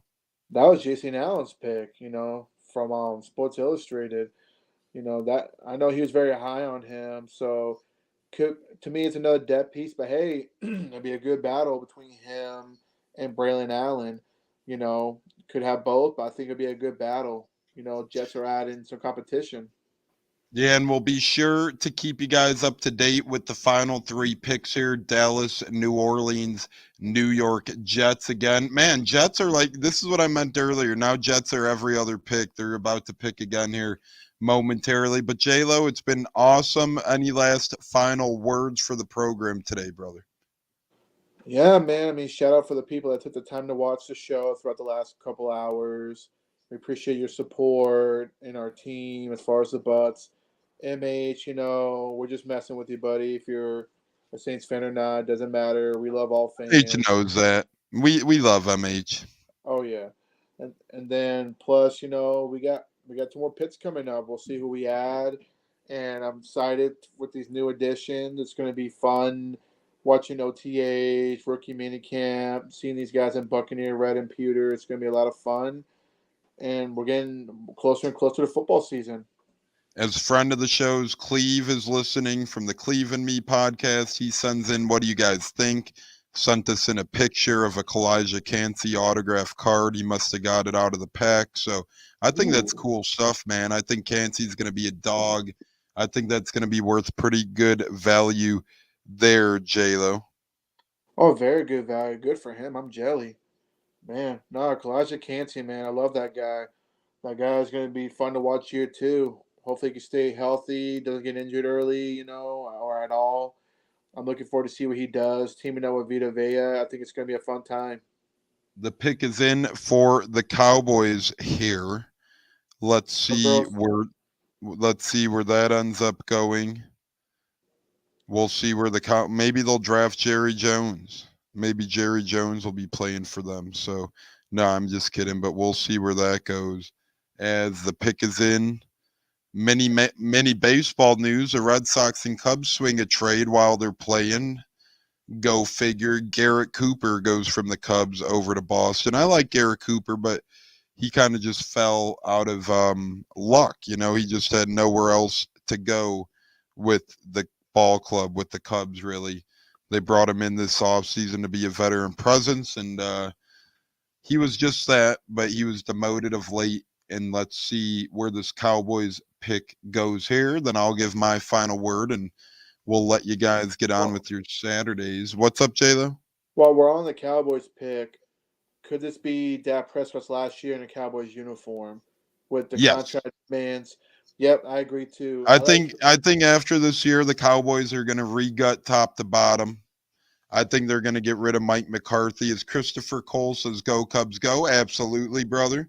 But I think this is a year the Cowboys re-gut, reshuffle, retool if shit hits the fan. And I'm expecting it will at this point, as it normally does for them. But if that seems to be the case, then we'll see where that goes. But anytime you got Micah Parsons, your defense is going to be a threat. It'll be interesting to see how they use him without Dan Quinn now with Mike Zimmer there, J-Lo. And plus, he's expecting a big payday too. He's on a contract year. So, they got to pay somebody. They can't pay him all, especially the demands that Prescott's asking for. And I just don't think he's worth that kind of pay. I say trade him if you could and go Trey Lance. If shit hits the fan toward trade deadline. And Atlanta has a couple picks coming up early in round 6 as well. So for the Bucs picks, be sure to stay with us on Twitter at Buccaneers. You guys will be able to continue to follow along with Bucs draft coverage on our Twitter page, as well as we're just waiting to see who the Cowboys select 174th overall. And then J-Lo and Tampa Tones are going to continue on with our Saturday here in the Chicagoland area, bringing you guys all good stuff today for the past 2+ hours. We've been here hustling, making moves, having draft memories and conversations with many of you. So we appreciate anybody who's joined in along the way, helped make this episode into what it is right now. And the Cowboys must be taking their sweet old time, or maybe a little confused out there, not sure what they're doing. As Huncho says, can't wait until the UBA. Maybe man draft to free agency. Maybe UBFA. I think probably that's maybe talking about that. Maybe UBA stands for schedule release. Maybe. Oh, that's another thing coming up, man. Schedule release, man. I'm interested to see what kind of primetime games they're going to give us. I think we'll get maybe 2 or 3 at most. I think so as well. And 2 or 3, I think they gave the Cowboys 2 or 3 hours here to make this pick, as it keeps saying pick is in, pick is in, pick is in, and then nothing's happening. But once we get this Cowboys pick, we're going to keep it on. The crowd is roaring today in Detroit. It's been a fierce crowd for 3 days now, 2 nights, and then today it's been pretty incredible to see how many people have been in that city, up and down that town, man. It looks like a mosh pit out there. Just a bunch of people having a great time, having a fun day of draft. And speaking of draft, J-Lo, maybe the Cowboys aren't going to draft anyone. Maybe it's just going to go to, the next pick. Maybe if their time's up, they're going to have to owe their pick over to the commish and sell their draft pick to the NFL, and the other teams could bid on it. No, I'm kidding. Wouldn't that be funny if that's how it worked, though? They only have 7 seconds left on the clock, the Cowboys. Nobody's at the podium. Maybe they made a trade. Maybe it's a last-minute trade, and they're just having a hard time, getting the confirmation over to who's in charge over there in Detroit. Oh, let's see. They're having someone zoom in from Mexico, so, maybe it took some time to get the Zoom set up or something. I'm not really sure what the hell happened. Translation. Maybe they had a hard time understanding what the pick was. Cowboys. Yeah. Cowboys select. Let's see. Cornerback Kalen Carson out of Wake Forest. Quick thoughts on him, if you have any, J-Lo, then we're going to bounce out. No, he's a good pick. He was definitely a guy I wouldn't mind. I was considering the later rounds if we didn't get a corner early. But good for the Cowboys. I think he'll be a good depth piece for them. Tampa Tones here alongside the great J-Lo. We were joined by Huncho and many, many, many, many great people in the chat as well. Truly blessed to have you guys be a part of the Buccaneers, not only on this Saturday, but for every episode. And Another year comes, another year goes. It's always fun doing our draft coverage. It's been our third annual day 3 draft coverage, and you know where we'll be here next year again on day 3, right back in the helm. We've been here 2 hours and 10 minutes. We were trying to get you guys the Bucs pick. We joined a little past their other one to talk about the pick, and we were hoping they'd trade it up. Sadly, not the case this year, but that's all good. J-Lo, well, I'll see you in a second. You're like 10 feet that way, so usually I say stay safe and whatnot, but no I'm gonna need. leave the door open. All right.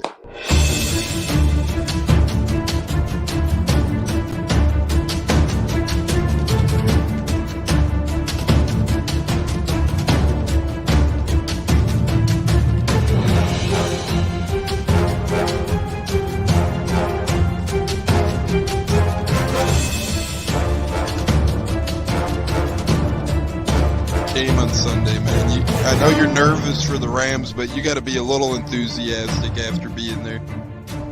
Bro, that game atmosphere was ridiculous. The energy, the electricity. I played with Brock and anyone was there, and a lot of the Super Buck fans were there too. The Bug. Tampa Tones. We are joined by Lee Goon tonight, host of the Pat and Aaron Show of WDAE, Pat Donovan.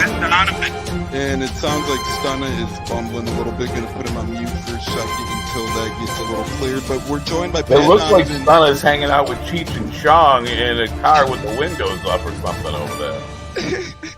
It does look like we got a little. No, my camera's broke.